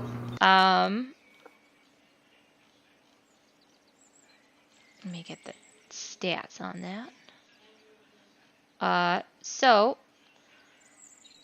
you are going to take 2d10 Okay. of poison dart damage. My bad. Ouch. Yeah, for rogue now. So you're That's taking not gonna stop me. I'm a bard. you That's got fair. 10 points of damage, and then I need you to do a Constitution saving throw.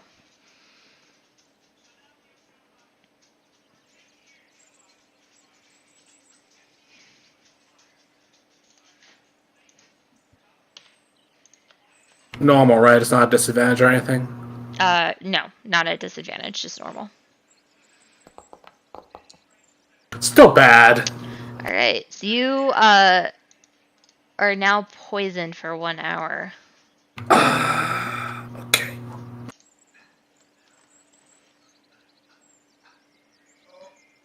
I'm trying to find the poisoned thing. There's too many symbols. Poisoned. There we go. All right. Is the chest destroyed or anything? Yeah, it completely exploded. Okay.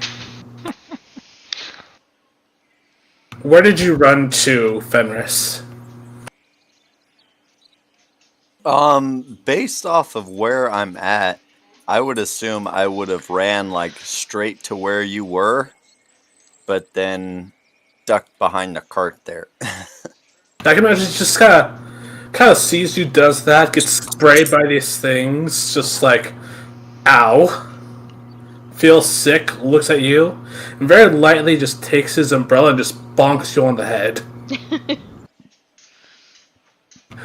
Ow! Greed. is quite the killer. Well, fine. I won't cure your poison then. I wasn't expecting it anyways. He just kind of walks off. And since I'm again, not a so total for the asshole, I next- want to cast lesser restoration on him. Oh, thank you. Okay.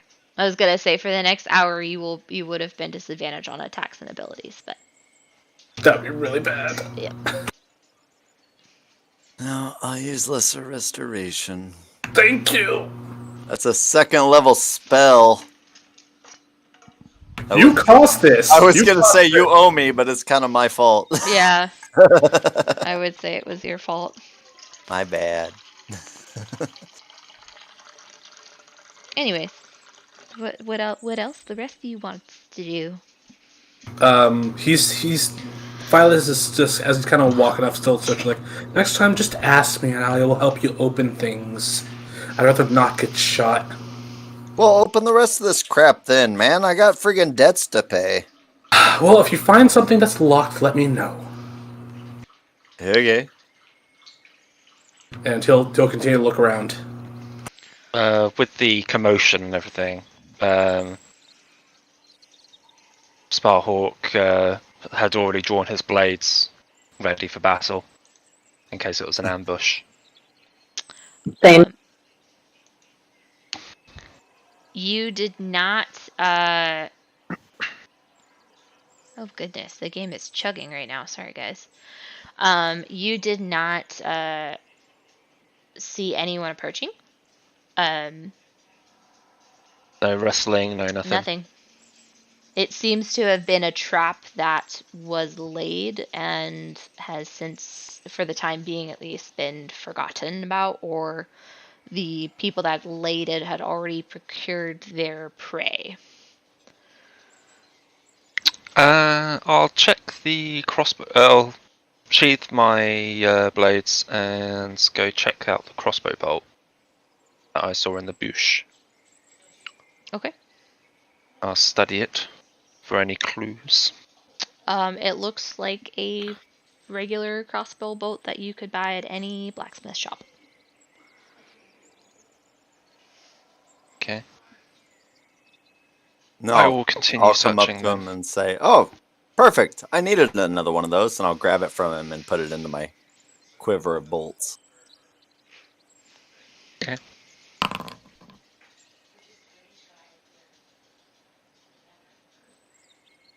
Before I let it go, I'll just check the. I'll just look at the tip and make sure it's not glistening with poison or something. Just the tip. Alright. You might want to get that checked. Hey, it doesn't affect me any. Apparently it does. Yeah, you don't see any. Anything under the wagon? Go ahead and roll perception for me.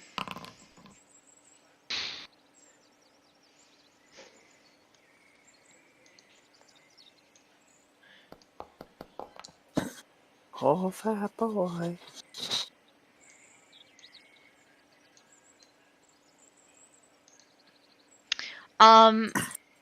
Bending down, you do see a small shiny object. Can I tell what it is? You'll have to like pick it up to fully examine what it is. All right, I'll actually look around, seeing as this place has been trapped with some things. I'm gonna look around and make sure there aren't any other traps before I try to reach for this thing. Okay. Boring. I'm sorry, I don't want to get shot again. Where's your sense of adventure, Phyllis? It's not getting shot. Is that investigation? Yes.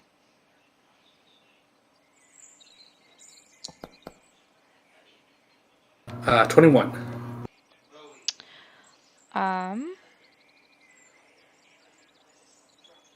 Sorry, I'm making sure it is what I want it to be.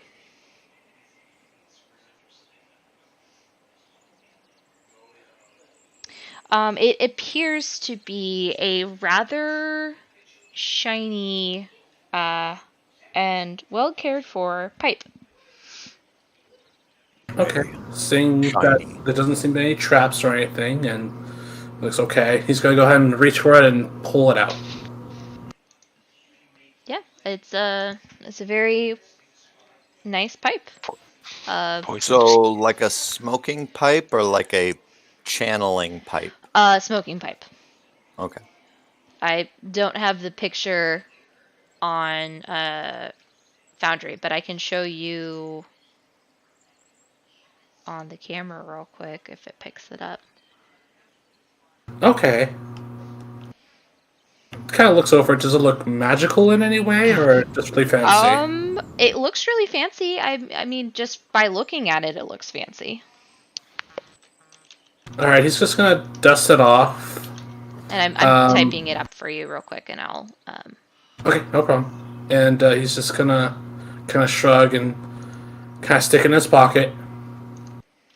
Okay.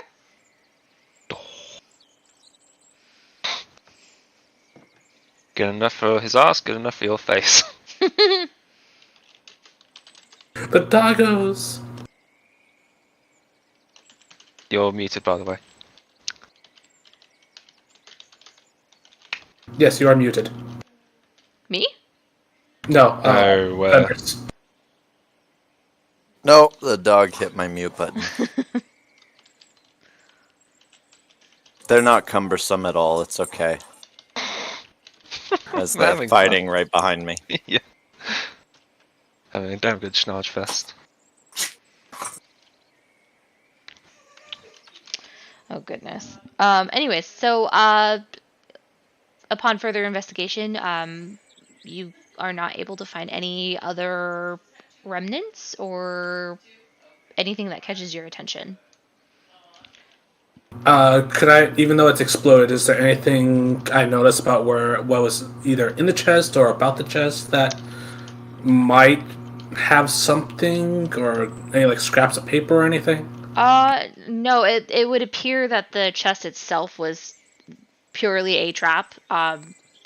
Checking some of the wood debris, you get the smell of gunpowder, which you've seen occasionally in Ravenport. Again, I mean it's common more on ships, but for it to be in a trap like this, it's a little bit more new age, new cutting edge. But it that does seem the whole purpose of the chest was to draw somebody in and cause the explosion. If it's made of wood, it weighs the same as a duck. Therefore, Which a witch! Thank you so much, River. So proud. So proud. Are any of the barrels intact? No, they're all smashed. And is there any drag marks kind of leading away from the wreckage?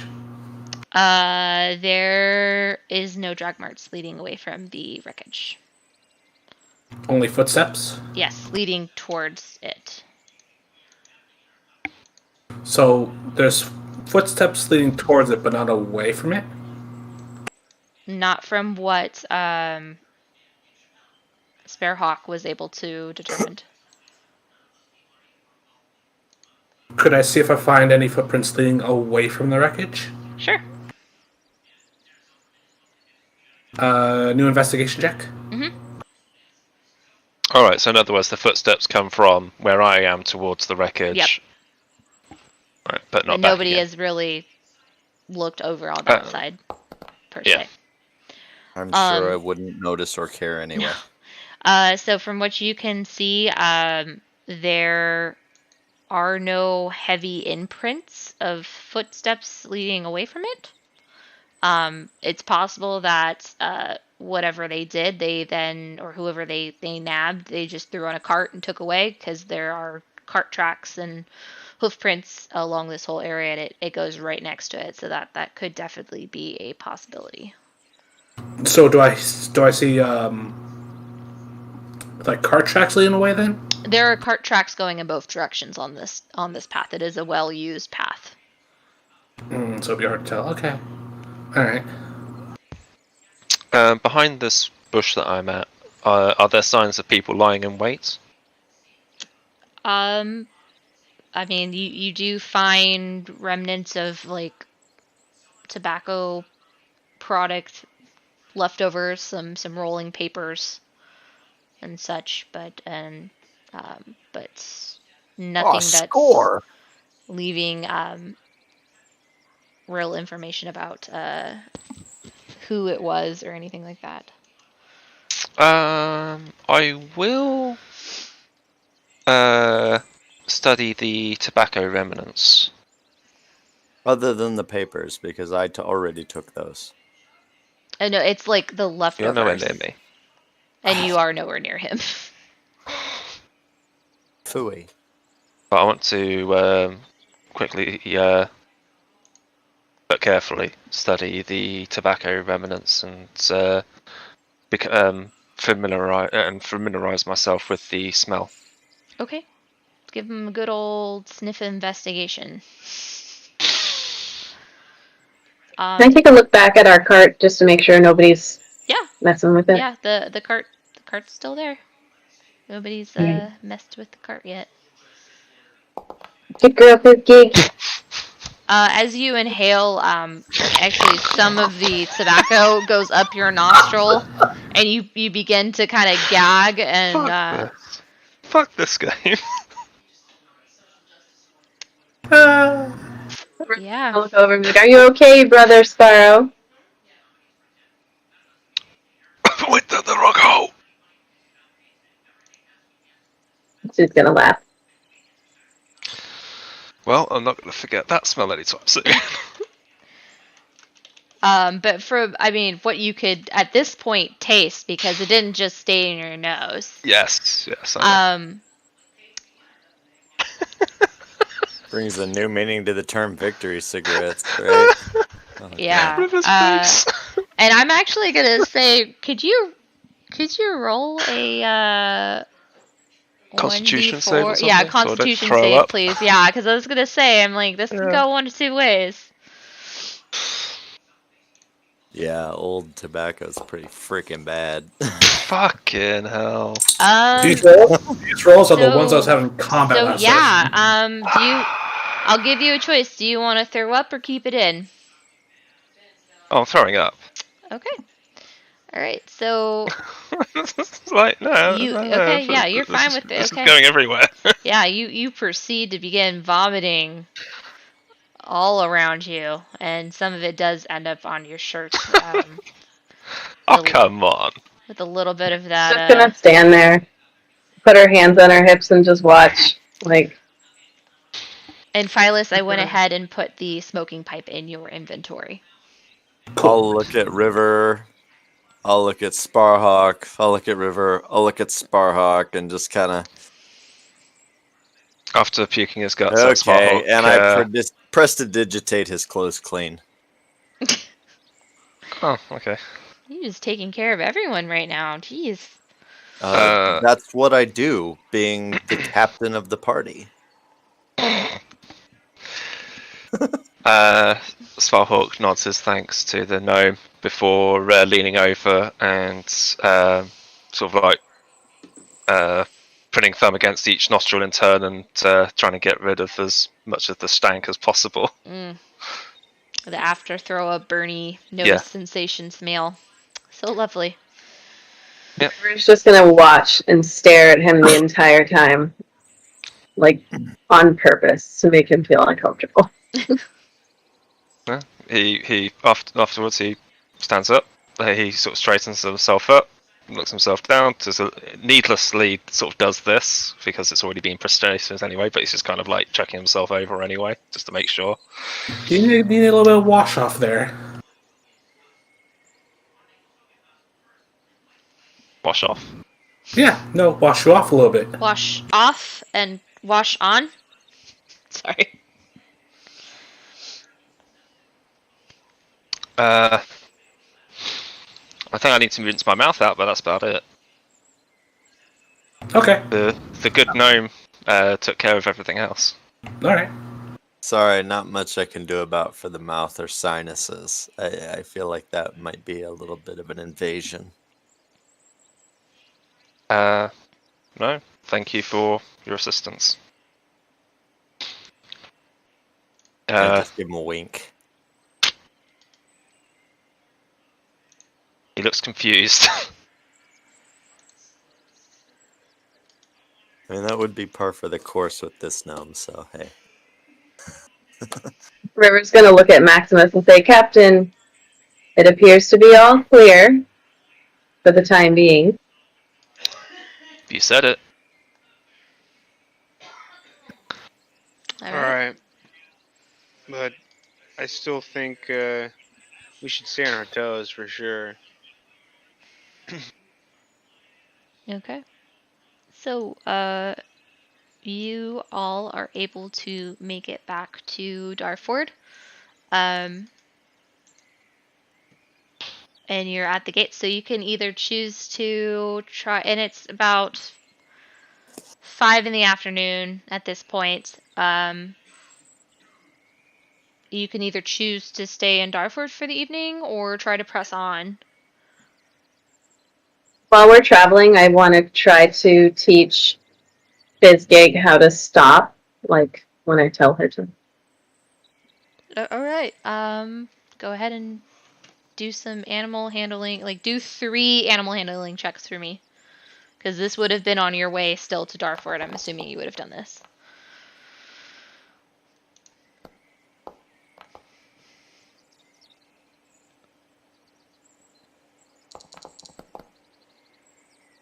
All right. So the first time you rein her in and give your little click signal to her, she is able to stop. The second time, she actually picks up speed, and you go bouncing along the road there. A little worried that you may crack an axle, but eventually, on your third attempt, you're able to get her to full-on stop. And you hear all the party members in the back of the wagon just "Wah!" and slam and hit against the backside of the canvas and the wood paneling. No, like pat her bum, kick her off this cake. Warn us next time. Of course. So, are you all going to take refuge in Darford for the evening, or are you going to continue on and sleep on the road again?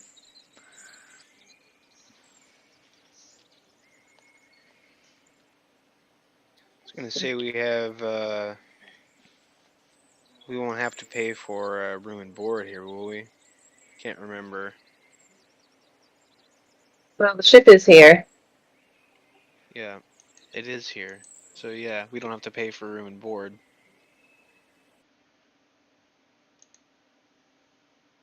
So I mean, I'm in favor of stopping by. We might need to pay The House of slip fee. Roses. We need to pay the slip fee anyway, most likely. But the House of Roses. Shush, no.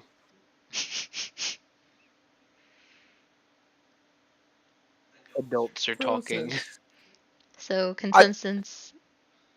I'm still an adult. I'm probably older than you are. Felf. So the Thrasher then. Yes, to the Thrasher. Okay. So as you approach the gates, there is a guard standing post, and he sees you coming and hails you to stop. Look for Darfur this evening. I'm assuming you are looking for lodging. Is it just the two of you, speaking to River and Max, who are sitting up at the front of the wagon? River is going to look up and say, yes, just the 2 of us. Good enough. What is your cargo? Not much, just some blankets and fairly empty crates. We're picking up cargo here for Cole Doomdragon. At the mention of Cole's name, the guard kind of sits up a little bit, or not sits up, stands up a little bit straighter, and just so I can look as if I'm doing all the necessary checks, then do you mind if I take a quick peek at your cargo? She's gonna kind of like open the flap to show from where they're at, trying to keep him from getting too close, but just show what she In can. the front of the wagon? I don't think it opens in the front of the wagon. It's just that it opens in the back. Okay. Yes, come follow me. Can I hear Sure. this? Yeah, you all can hear everything that's Okay, going on. I'm gonna outside. hide under the blanket, just in the stupid hopes that I won't be noticed. I'm gonna try and hide behind a crate. I'm gonna get ready to poke my head out. He's I'm gonna- kidding. Hey, I'll poke my head. She's gonna come around the back and just kind of open the flap, but in a way that's kind of just like taking advantage of the magical effect, not breaking it. Yeah. So he looks kind of side to side. He just sees the crates and the barrel. Does he see anything else? All right. That for the cart and the 2-person fee is gonna be 8 silver pieces to enter. And if you'd She'll like, hand him I that. can. Oh, okay. I was gonna say if you'd Man, liked, no, he would have billed it to Christ. Cole. Crazy. What's going on? It's the wagon. All right. Bringing Alright. in a wagon for increases the cost of the entrance I fee. didn't even think about that. So, all right. Wait, I Maximus thought we had retracts special his- badges for this. I don't know. Do you? Yeah, I'm pretty sure that's how we got in through the gates last time without having to pay. I'm keeping this to myself, obviously. I haven't said this to the party, so they don't know, so we already paid to go through. Okay. But And I'll I whisper haven't- that to them as patting we yourself go in. down. You do feel the Hero of Justice medal on your chest still, Fenris. I wait until we're in safety to mention it to people, though. Yeah, that's fine. She'll pay the money and just go through. Okay. All right. So you are back in Darford for the evening. It's for the people, of this good city. For the Taxes and all. peppers. Boop. Bada boop. And We're boop, riding on the Peppers car. boop. And I need to put down the other person. There you go. Just to clarify something. Yes. I mean, I could have just been like, "Hi," and then we would have just been waved through because of the, yeah. I Okay. don't know. I mean, River also Well, also told the guard that there was only 2 people. So Yeah. Well, yeah, I mean, As far as my character's concerned, he was just kind of like, "All right, I'm just gonna play along, I Yeah, guess." no, Max just sat there and was all like, "Nope, just shut up, let her go." These are not the droids you were looking for. there would have been an opportunity for that, but we will never know. You can go about your business. Move along. Take Well, the what I'm getting cart. at is, I'll take it. I've never been charged for entering the city or anything.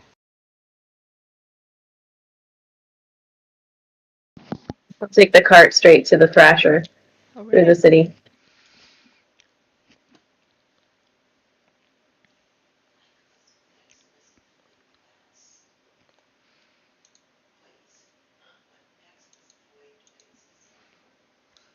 How familiar am I with?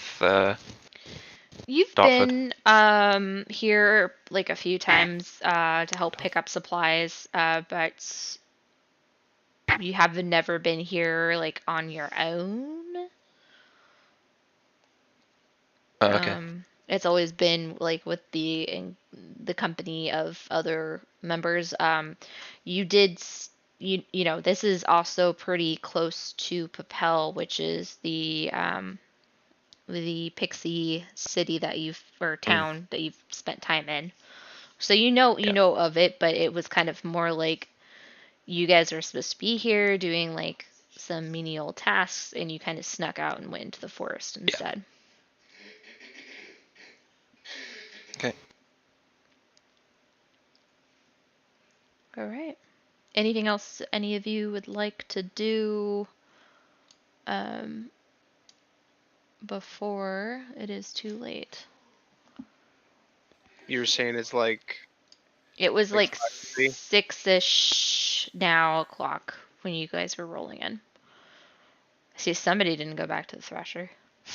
Huh? What? Izzy or River, roll a perception check. Ryan, did you stealth away? No. Okay. No, I he did mean, not. I'm not gonna say a stealth. Yeah, you definitely Advantage. noticed that Fenris is missing.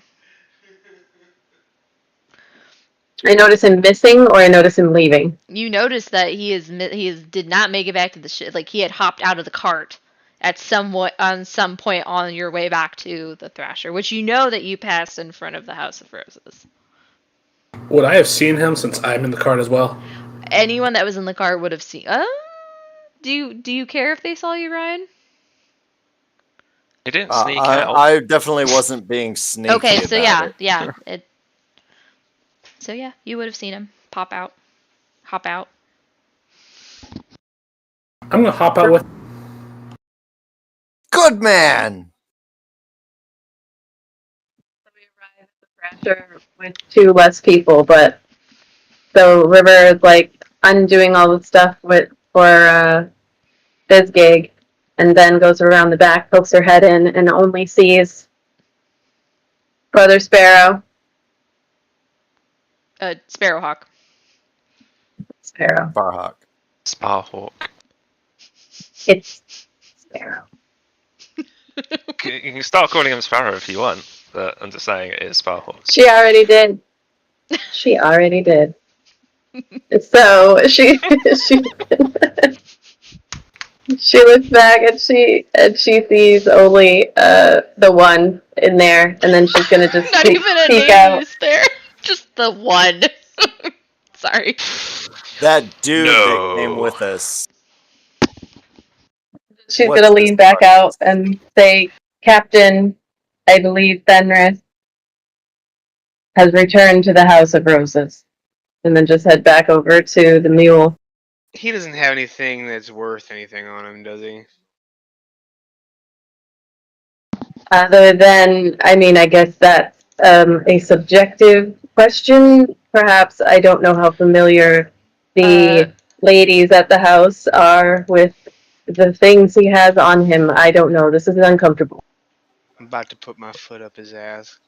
Let's go over there. I and pick can't. him. I'm sorry. Does anyone in their notes have the amount of ship money you guys all had?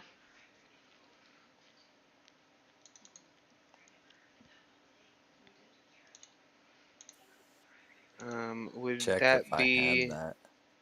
You hold on. I just need to know the amount.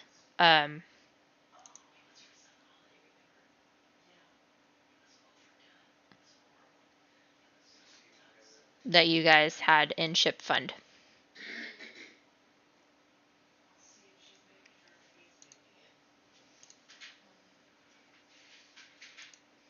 Nope, I don't have it. Yeah, I don't think I got that when it was handed to me. Okay. I believe all Does of that was like in Alan's notes. yeah, and I don't have a way of getting that from him currently. I want to say it was like 400 gold though. Okay. Then I will do that. I will just No, I'm pretty sure we had. 4,000. 4,000. No, I know it wasn't in the Add a couple thousands. zeros to that. Yeah. I thought it was like 900 is what we had because we had finished a job up, but we had replenished some supplies, like getting stuff for the ship and playing the slip fees and all that.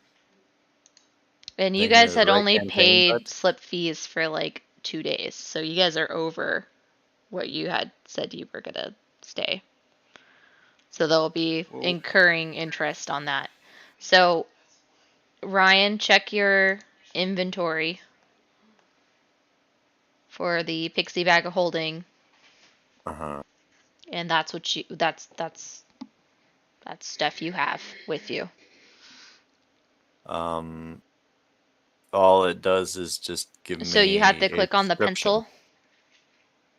pencil. Pencil.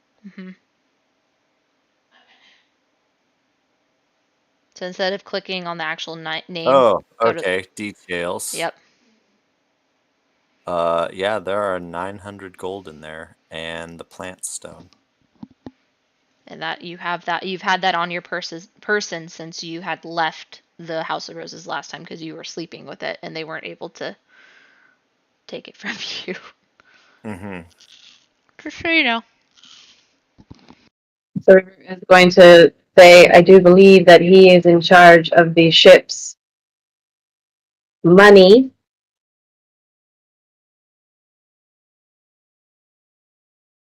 So I think Conspiracy. Y'all just don't like having fun. in charge of is like the wrong term, but A very loose A term. very loose term. Yeah. in possession of. yeah, there you go.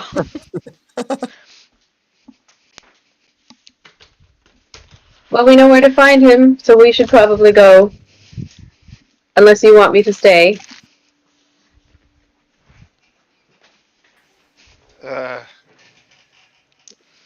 I mean, yeah, you probably should come with me. I think you might be able to handle him a little better than me.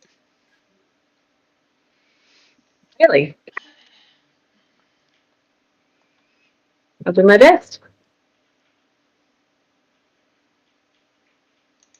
Okay, so Let me make sure that it's gonna Sis take you gets tied up. guys at least like 5 to 10 minutes to get back there. So during that 5 to 10 minute time, Fenris, what are you doing? And Phyllis, what are you I'm doing? going to I'm following totally Fenris. just strut up, chest puffed out, ready to go. And I want to rent out the opium den for the first hour before I rent question. out the room for the Would girls. you have already checked what was in the bag? Would your character would have already checked what was in the bag, or are you just ordering? I assumed when it got to me, I would have checked the bag. Because you were sleeping when you that was woke up with it. days Yeah. ago. Oh, okay. It was. So I assumed I would have checked it when I first woke up, but Okay. that's days ago Yeah. now. Yeah. But yeah, I'd just immediately walk in and be like, I am ready for the full package, Okay. I want to start off by going to the back room so that way I can just smoke on opium for about an hour. And then I expect an exclusive room with the finest girls this establishment has to offer. I assume I So would get as there. as he says that, I'm just gonna kind of stop him for a second. Friend, my friend Fenris. I will cover this for you, and as you do, I'll go ahead and watch your stuff as well. I'll pay for you. Sure. Okay. Yeah. Oh. You have me convinced. How much will 10 gold get him? Looking Dude, 10 gold doesn't even buy At the the- opium. Jesus. We'll well, get there's you first sent of to all, the there's door. no opium in this universe, but there Okay. are other. Okay, what's the nearest equivalent then? I assume there's some kind of a let me hallucinogenic smoking apparatus that I can let me roll for you. See what you tend get. to.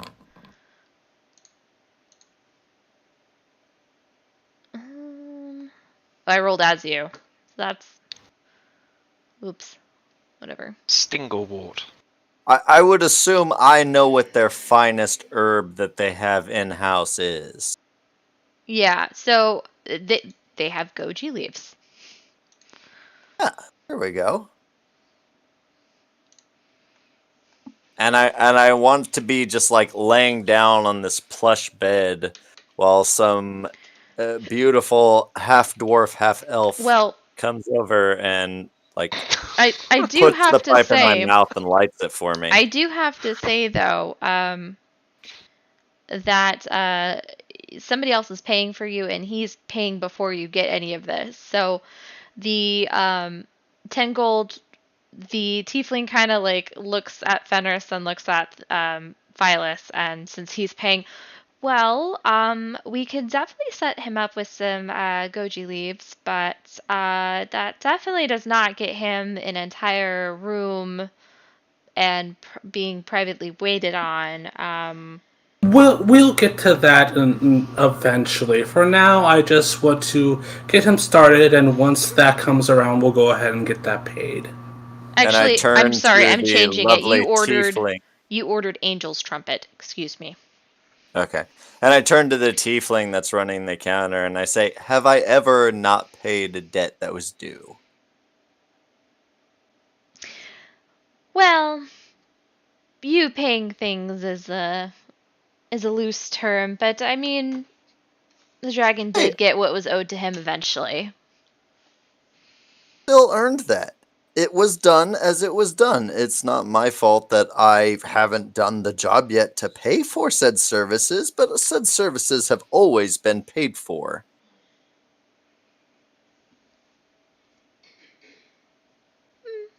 Should I roll a perception check for I that? would Or I persuasion. mean, a performance Yeah, or persuasion? persuasion. Persuasion. Because at this point, you're trying to have credit when you did that before, and it did not end so well for you. Can I assist them as I'm also trying to convince them? Sure. And at this Alright, point, I we'll would give say advantage. that Maximus and River have walked in the door. Let the blagging commence. That's some good blagging. Yeah, so the tiefling begins to start the document process of starting another tab. Wait, For... wait. What did he say to you? Oh, he was Damn it! just inquiring about opening a tab. Since we had... I No, was you can inquiring close nothing. It's already that. been done. Please submit it, dear tiefling. Phyllis is gonna grab the paper and slowly put it away. Sorry, I'm just stalling for time. I swear, you guys Come are here, absolutely no you little fun. bastard. You know, one of these days, you guys are going to die from a heart attack, and it's going to be because you haven't lived your lives according to my plan. If you guys would do that, I guarantee you'd live a little bit longer. Okay? If you keep spending our money. Oh man. Our money? What do you... I believe our friend Phyllis here agreed to pay for it. And as Phyllis, you do look at the document, and it's written for you to be the payer, not Fenris. I haven't signed it yet, though, have I? No, you haven't. No, he's just gonna roll it up. I am a pretty good forgerist. I'm sorry. So, He's holding the document. so you're rolling it up and tucking it away. Yeah, he's not signing it. He just kind of looks at the tiefling woman. It's like, he'll have a room, and whatever 5 gold gets him, he can, binge on that. But that's all he's getting. And then he's gonna turn and hand the stuff off to Max. Like, he's all yours. 5 gold doesn't even get me Murga the half-orc. What are you talking about? Have fun. He just waves you off. That's what you get. If you want to stay here, go ahead, but you better meet us in the morning. Be ready at the wagon. You guys absolutely have no idea how to live, and I just exit the House of Roses with my hands in the air, just like I give up.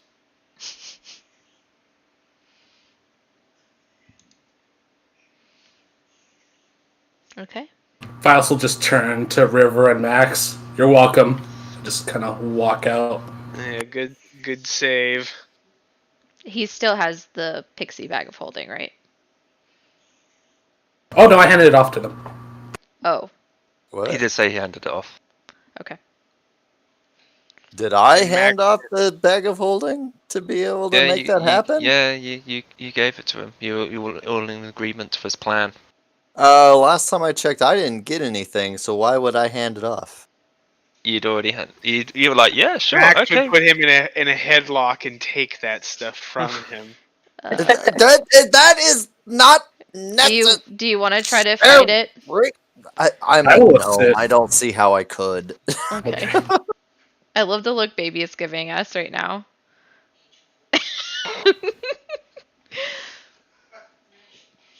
River's gonna look at Go on. River's gonna look at Fenris as he's, I don't know, in a headlock, getting out of the headlock, and to say, have you ever tried just asking nicely and getting it for free instead of paying for it?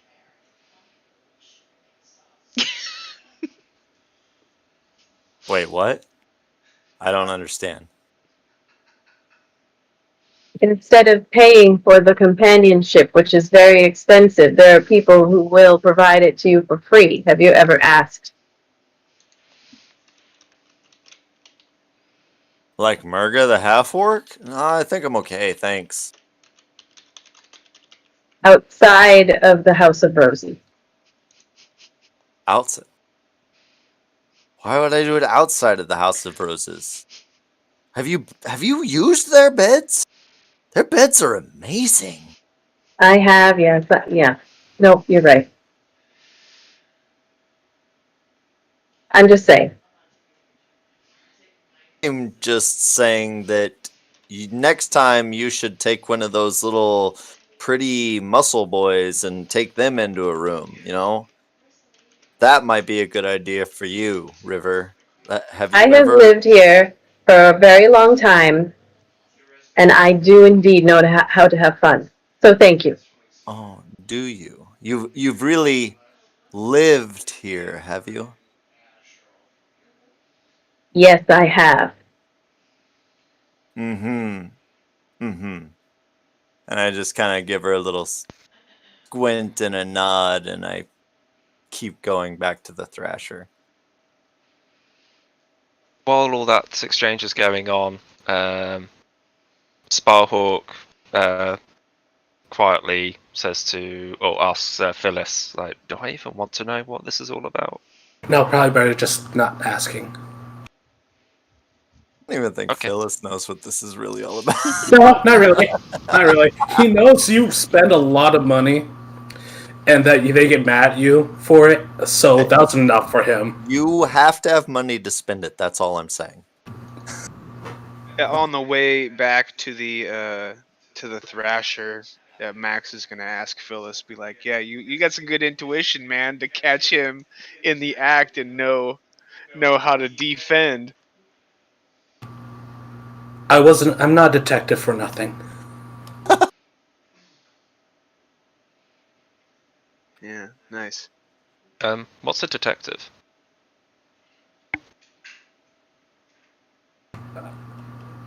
I answer questions and solve mysteries for people. He's an agent Like of a the sage. law. That's another way to put it. I know some private detectives. They're not really with the law.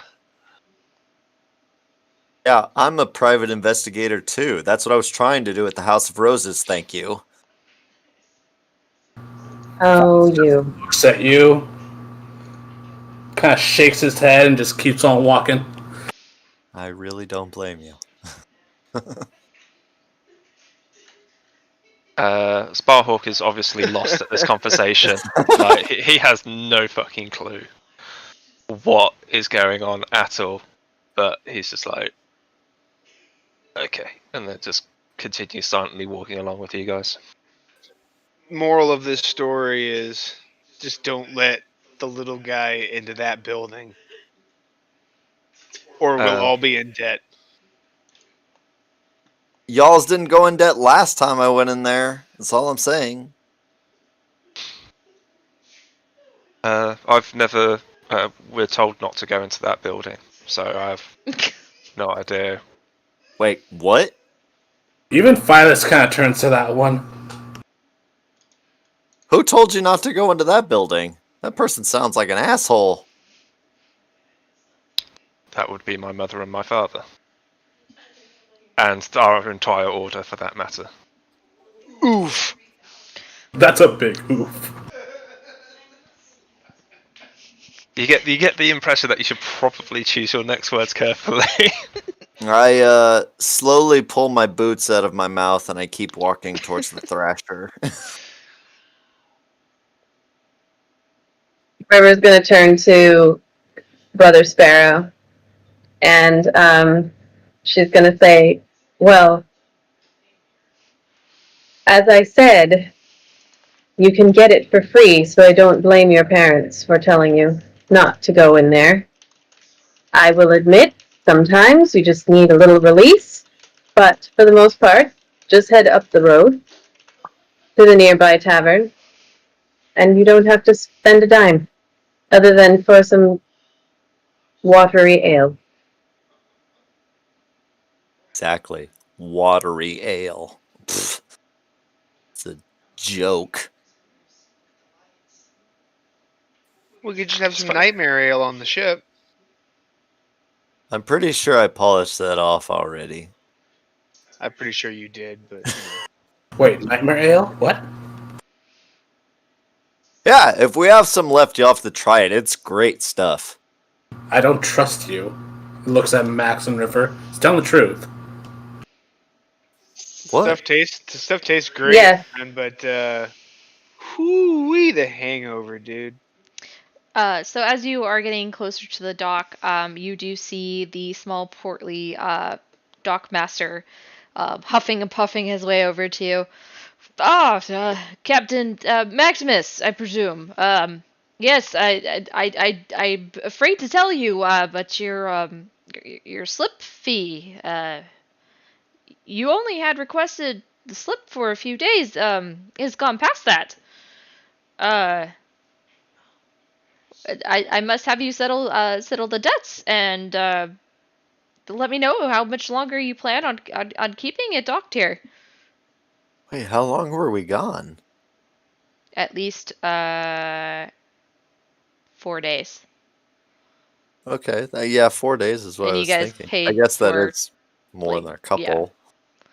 Okay. You only had, I think, done for like 1 or 2 days. So Relax. You guys aren't even that busy right now. As I look out on the port. as you say this, you do see that there are some areas where ships are doubled up if they're smaller. Still ain't that busy. Sparhawk steps forward. As he said, not busy. Sparhawk steps forward. Good dockmaster. I do apologize for any inconvenience that my order has caused in delaying the ship from its departure, but the needs must. I'm sure you understand. Persuasion or performance? You're muted, by the way. Persuasion? Or are you Persuasion. performing? No, I'm just stating fact. Okay. Yeah. Are you trying to convince him to loosen the fee? Yeah, sure, Okay. why not? Just give some really sad violin in the background. It's just like they're doing work of our order. Make it, have some. Yes, we wanted to come back, but you see, our See. children, they're just starving. they're And they children. Yeah, they need their were starving. family. They tried to eat all the throats out of the freaking brothers. So I'm not lying then. See, Phyllis, I'm an honest guy. So Don't roll a two. persuasion. Because we're all doing this together, am I getting advantage? Yes.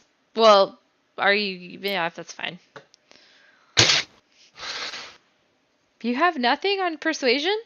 Your persuasion is 0. Why Why are you would I? trying to persuade people? It's just what he'll do. What do you want? He's just doing what he's always done. Well, yes, but you see, it doesn't quite work like that. I can knock a little bit off since you are doing community service for the church in a sense. And I'll just charge you for the extra day. But please do remember that you do have to pay a gold a day for being docked. Is that with the Dune Dragon discount. Yeah, I was gonna say Without. Cole gives us his blessing. That was with. What? Okay then.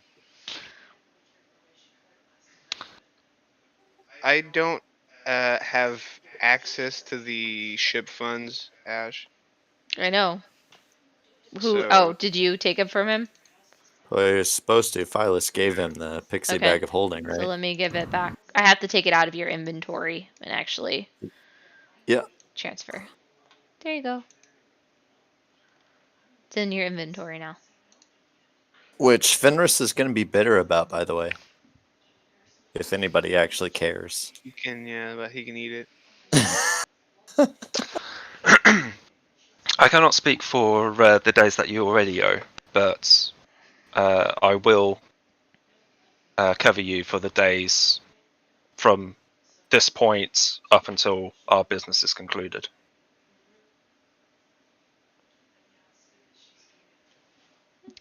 Fair enough. You said you are with the order. I am. I'll go ahead and send the proper documentation to them once a week, depending on how long the Thrasher is docked here. Though I'm not quite sure if that would cover the food and resupply fee, but definitely the slip fee. We Well, don't. But currently, in the last expenditures, you had already paid for a week's worth of traveling food, which is and has been aboard your vessel.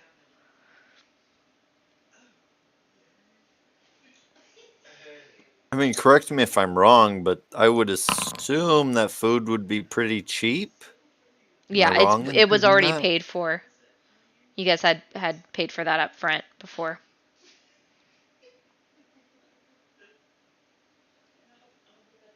River's got milk on ice on that ship she wants to get back to. She's like shifting back and forth, like, Just like, come on, gonna give me pay, are milk. we paying? Like I said. We got milk. See, River, we all have our vices. Like I said, the order will cover the docking fee from today until further notice. Just the docking fee, not our lodging fees, too. You can always sleep on the boat. Fine. All right. So, I really want to get you guys to the next city. So unless there's anything else you guys want to take care of, I'll kind of jump ahead and just have you, through the magic of traveling time, get to the next city. Imagination. Yeah. So how long are we gonna pay that slip out for? It's an open account at this point. Yeah, I was gonna say, like, could we just rent the thing for a set amount of days? You have some options for you. You can either leave it in dock, or you can have Dry dock. you could do dry dock. You could also have, and I'm spacing on the character's name because it's been so long. Hold on one second. Nope. Wrong thing. You could also have your past shipmate, which I'm spacing his name completely, hire a crew and actually run cargo. Yeah, which I'm spacing on his name right now. Brad. We're just gonna call him Brad. You could have Brad. You could have Brad hire on additional crew and actually like take on shipment jobs, so you're actually earning money instead of it just sitting there. Fillion? Was it Fillion? Fillion, thank you. There's a lot of P names and sounding names. Oh, that's right. I had almost forgotten about Fillion. It happens because he's always falling asleep. So yeah, you could have Filion. Hey, I forgot I was on a a push to talk.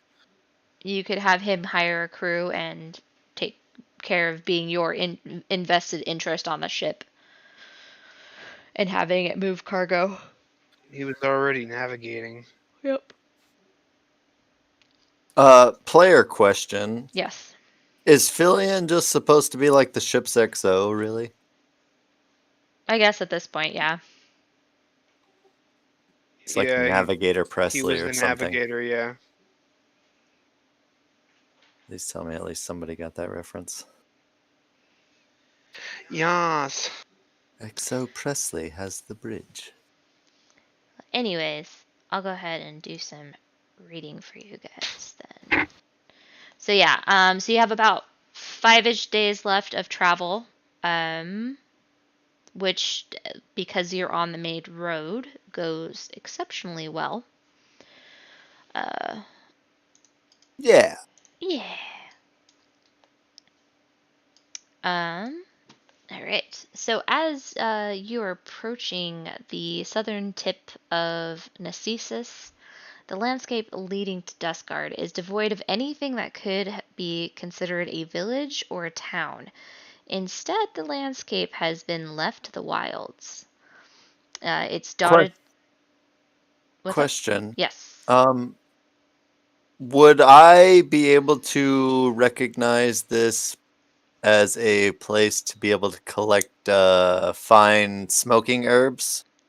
Since that is something that I You would do have to do partake in. a nature check, and get lucky enough to find it. Magic mushrooms. No, I don't want something that incapacitates me. All right. So, on one of the evenings that you had pulled over alongside the main road to camp, in the late afternoon, early evening, you were looking around for a familiar herb that you had seen grow in your near your hometown. And it tends to grow kind of in more in rocky outcrops areas and with a high moisture content. And finding such a little ravine near where you're staying, you are able to harvest some. And then roll a d6 for me. D6, huh? And it's going to take you 3 days to fully prepare and dry it before you could use it. So by the time you get to Dustguard, it'll be usable. Haha. All right. So the landscape is dotted with unusual trees, some having ripe fruits with fragrant flowers. There are strange carved rocks that shimmer in the sunlight, and the air is charged with electricity as you feel the hair on your arms stand up in anticipation of the lightning strike, but that never comes. The looming tower that you saw during your voyage up the coast looks even more daunting as you approach the main gate. The circular wall around the city is made of a hard black stone. The entrance through the gate seems to be covered by a transparent purple curtain. There are a few other travelers ahead of you. You watch as they enter the curtain and disappear. Your party is ushered up. The cart is ushered up next to enter through the curtain. Do you stay in the cart or do you get out of the cart? No one I else mean- seemed alarmed, right? Well, I mean, I'd stay in the cart because, that's me. I will come out the cart and either walk alongside or if there's room, hop up front. Okay, let me drop you guys' just representative characters down, and those are humongous. Hold on one second. Let me. Just gonna stay in the front seat with River.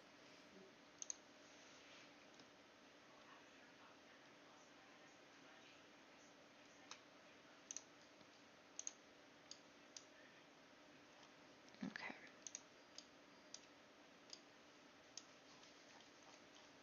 What the heck-a-do? Okay, so everything shifted. That's great. That's fine. I'll figure it out. Main important thing was getting you guys over here. Oh wow.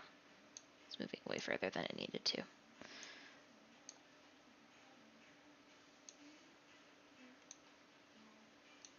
Okay. Alright.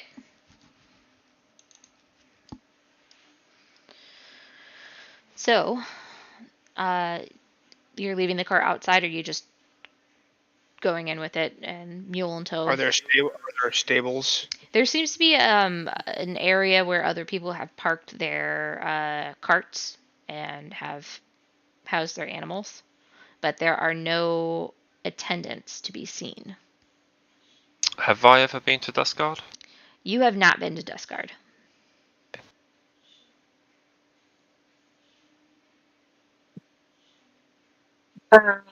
Gonna set up his gig in the cart close by, another set there, and just kind of pat her and give her some oats. They will be back. You feel good about leaving her here? I Yeah, I think attached she'll be to fine. it. Okay, as long as you're cool with it.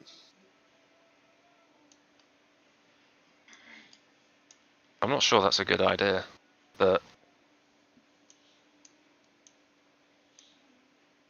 There are other, like, draft animals in this area, right? Yeah. Okay. I'm sure she'll be okay.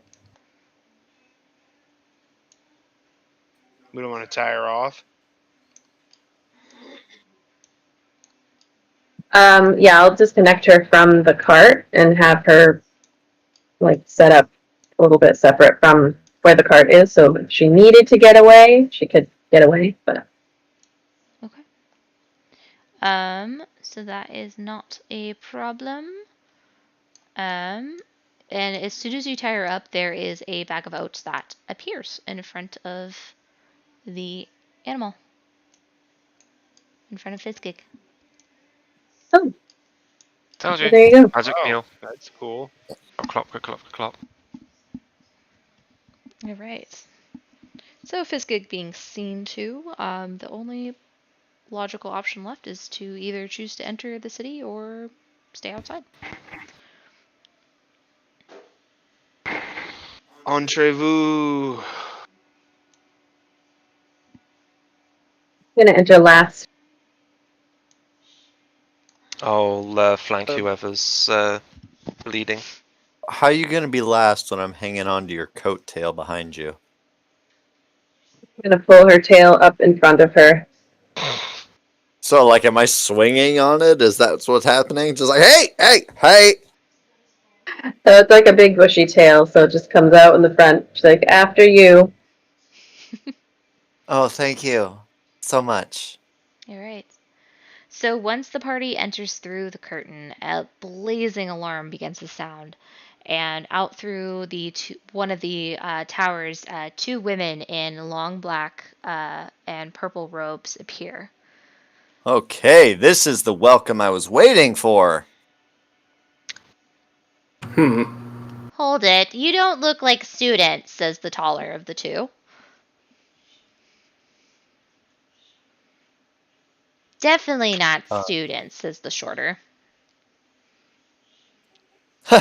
Student, I am the master. Should I do a persuasion What check seems to be the problem here? or a performance? Deception? I mean, yeah, I guess go ahead and do something. Performance Depending is fine. on what skill you choose I know, I'm to like, roll. Yeah. I would say performance for you. Because you're trying to Okay. use your bravado, not actually trying to convince them of something. You're just trying to use that grandeur to... Nice. Master, you say, the taller of the two says. In what That's subject? right. In the most important of subjects, of course. Bullshittery. Literature. theater, the arts in general, and of course, of love. And I send him a little wink. Oh, you must be the new theater master for the opera house. And I just turn back and look at everybody else in the party, just like, is that what I am? And the It short is is like, now. are these members of your group? Of course! Of course! We're his stage Sparhawk shakes his hand. head. Well, What else would we be? Oh, well, you must give us tickets to your opening night, which should be tomorrow. I will be sure to talk to the concierge at hand. We'll leave the tickets for Gretel and Gretcha. Gretel and Gretcha, I will do that. Your names will be on the list. Wonderful. River's just looking at Maximus like, Well, as you know, this being Duskguard, we don't allow outside weapons, so each of you will need to check your weapons here. And all These magic are all simply just prop weapons. Don't worry about it. persuasion. Because you essentially just went through a magical metal detector with that purple curtain thing. Oh, shit. Okay, persuasion. Yeah, no. Oh. That may be as it is. I'm sure you can have other non-magical props. But to gain entrance, we do need you all to check your weapons. And she pulls out a bag of holding that has like a checking ticket. And it appears that what happens is people that are in a party come through the gate and everything of theirs goes into this bag. And when they leave again, they're able to collect their goods. Also, and she Gretcha pulls the shorter one, pulls out a little box and opens it, and you see an assortment of black rings in there. All magic users must be equipped with one of these magic alert rings. And I turn to everybody else and I say, well, you heard them. Those of you who use magic, put on the magic alert rings. Sparhawk just sort of like steps to one side away from the party. I take the other side and step away. Would they know what a flintlock was? They know that it's a magic weapon. Like literally, like your weapons that are magical in nature would be glowing to them, and they know which of you are magic casters. That's like essentially you went through a magic detecting barrier when you came into the city gates. River's gonna look at them and she's gonna kind of limp forward a little bit and with her quarterstaff in hand and say, "This is actually my walking stick as I received a wound and need it to walk." And then she's gonna hand her dagger that leads into the bag of holding. Wouldn't deny an old man his walking stick now, would you? I was gonna say do persuasion on that because I mean it's not technically magical in nature, but it is a weapon. Persuasion Mm-hmm. or deception? Deception. Because you are lying. Filthy liar. Hey, that's my job, okay?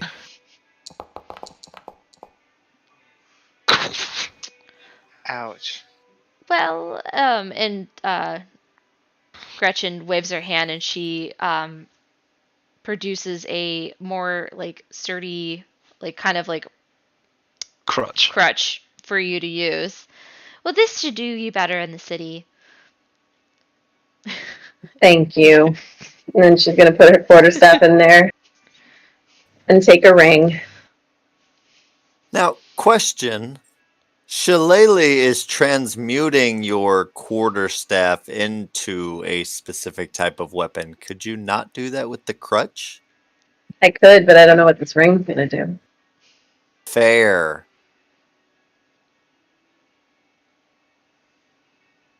Okay, we have complied, so shall we move forward then? Ryan, don't you count as a magic user? Sorry, you're cutting I out. missed that. What? Don't you count as a magic user as well? Me? What?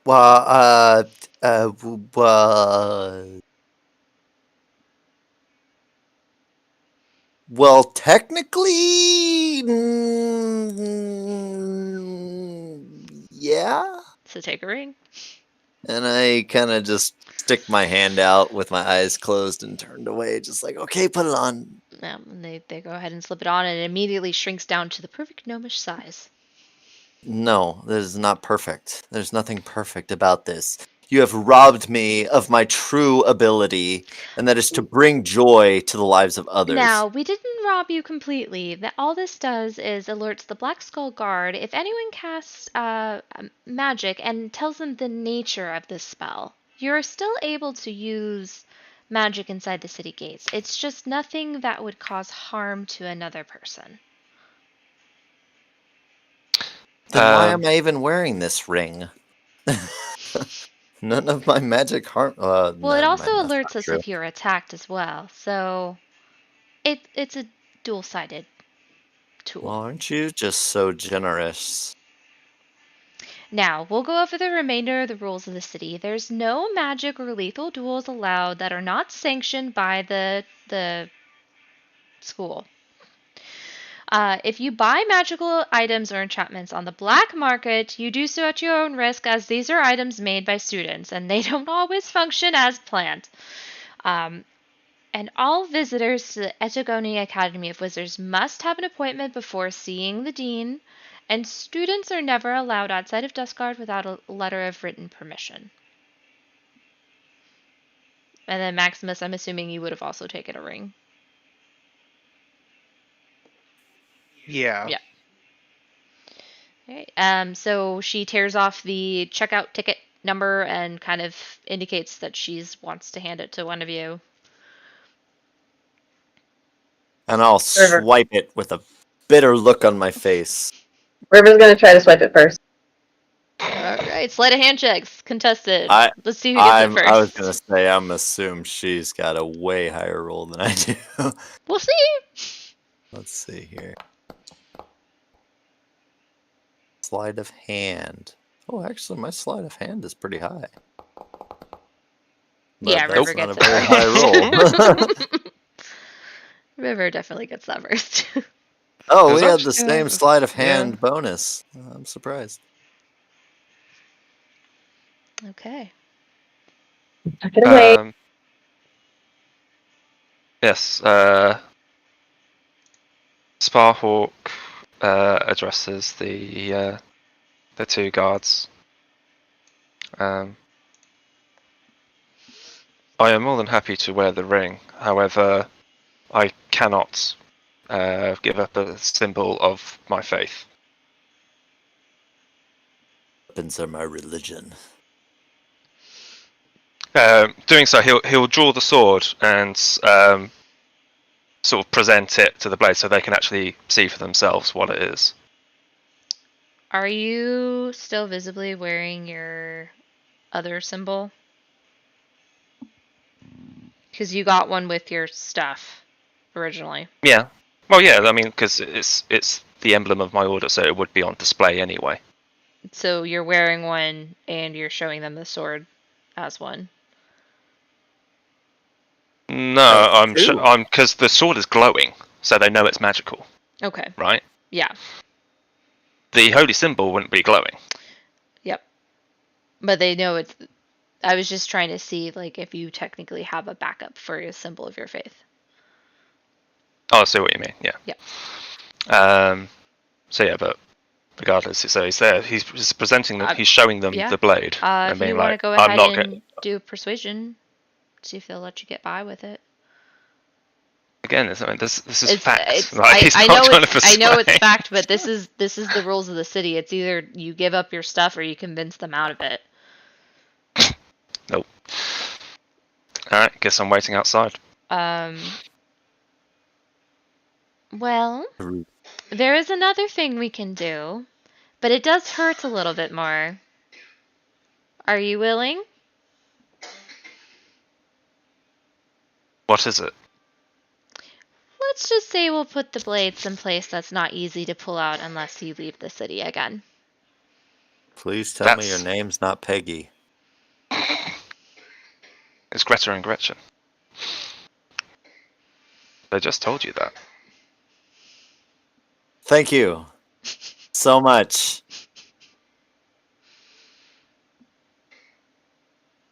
It'll still allow you to be in the city and have your holy symbol with you. But as I said, it may hurt a little. I have no intention of drawing my blade up in the city, so go ahead. Okay. So she takes your sword in hand and places a hand on your chest, and as you do so, you see an expansion of a magic circle appear upon your chest, where she then turns and plunges Dawn into your chest, making it one with your soul while you are in the city. So you are carrying your holy symbol with you still. You're wearing the Okay. ring, but you're going to need somebody with magic powers to get it back out without damaging your soul. Okay.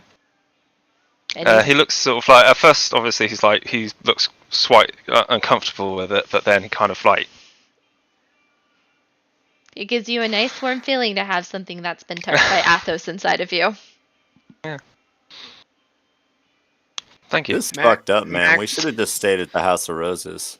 Max says he wants to have the same thing done with Oathbreaker. I'm not gonna stick it up your chest, bro. It's gonna go somewhere else. Whatever it takes. Worth it. I wouldn't advise you about to do that. It does seem that this particular weapon has a spiritual attachment to it. Binding it with your soul could lead to some unforeseen complications. Yeah, I was thinking about that, but it's hard for me to leave him by himself. I'm compelled.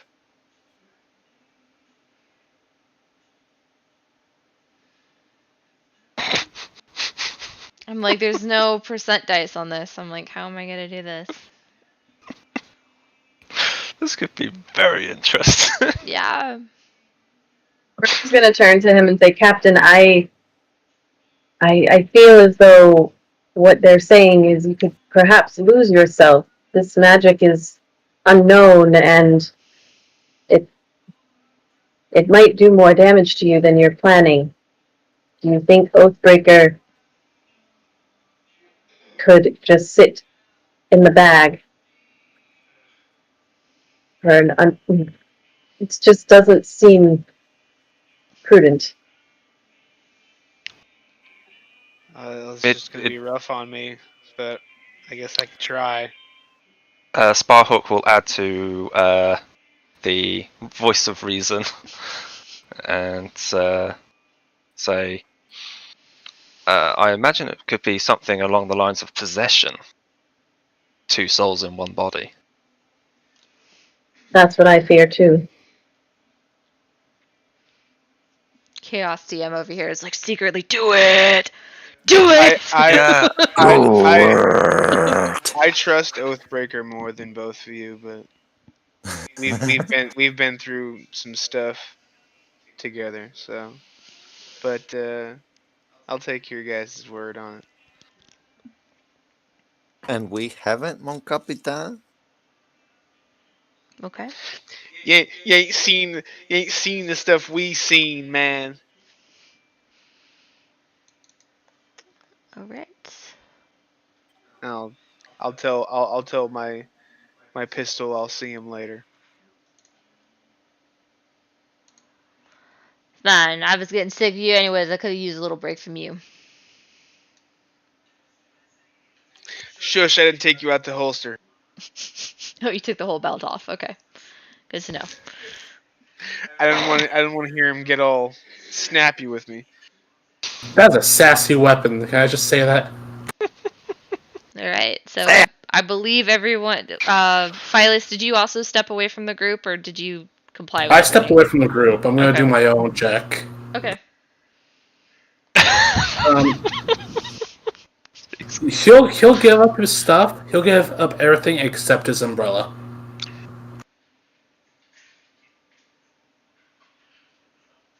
Okay. It's That's not what you magical. shove it up your ass in it. Yeah, it's like an umbrella. Okay. Oh, thank Do they you. say I have to anything? give up my loot. Do I need to make a sort of check or a deception check or anything? Mm, if you like to, go ahead. I mean, if I don't have to, No, I'm just. I was just gonna let that one go.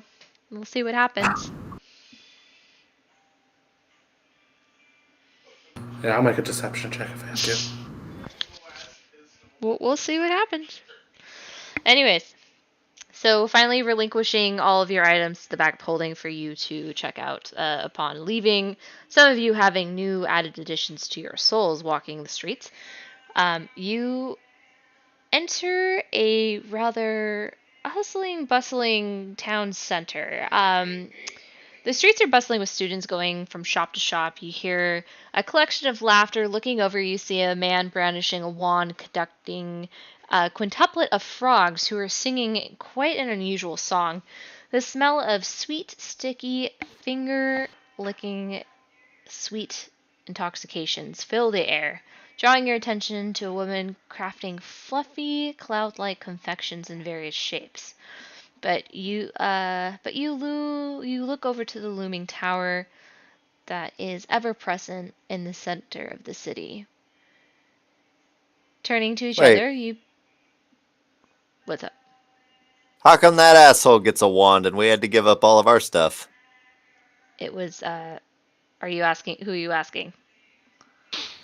I don't know. Maybe a party Anyone that'll member? listen. Are we still close to Gretchen? Yeah, anybody that'll listen. What the hell? I had to give up my Yep. loot? Nobody seems to hear what you're saying over the rather rambunctious fun that is going around you. Some She's bullshit. gonna kind of fluff her tail in his face and mouth. Just like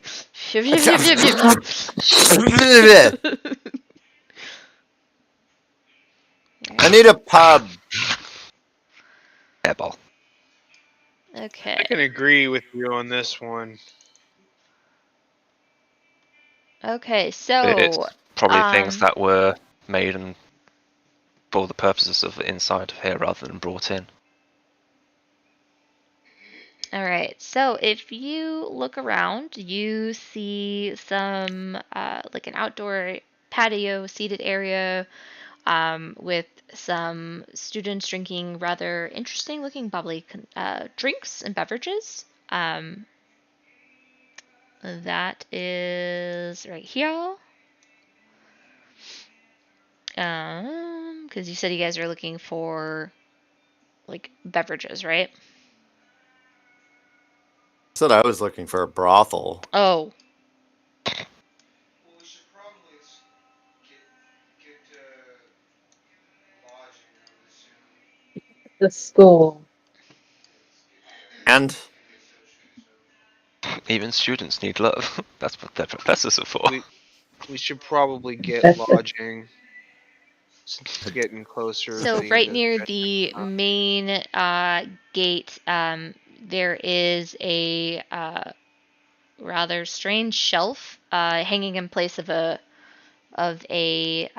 sign, and on each shelf there's 3 different shelves. There's like a little bed set up on them, so it kind of looks like bookshelves that are turned into bunk beds. And that is here. bookshelves turned into bunk beds? As the sign, yeah. I sure hope to God that's not a brothel. That'd be weird. Because, you know, when the top starts moving, it's obvious the bottom starts moving too, and vice versa, so... I don't know What, you've if never I'd heard of wanna group go sex there. before? That's all in the same bed, though. Thank Not goodness I necessarily. marked this not for children. Hey, that's not my fault. It's Fenris's fault. Okay, I have no decision as to what he does. He just goes and does all this weird crap. This is what you get for having a bard in the party. So each of you feel kind of like a tingling little buzz fill in your robe pockets or whatever pockets you have, and you please tell me if this works. You each get a little scroll in your pocket that has information about the city as you have been tagged as visitors. It includes the some information about the leadership, the rules that are enforced by the Black Skull Guard, and a list of shops that are available for you to visit. Supposed to be in our inventory? No, this is in journal. And it should be in Cities and Places, Dust Guard. Discard. Discard. There you go.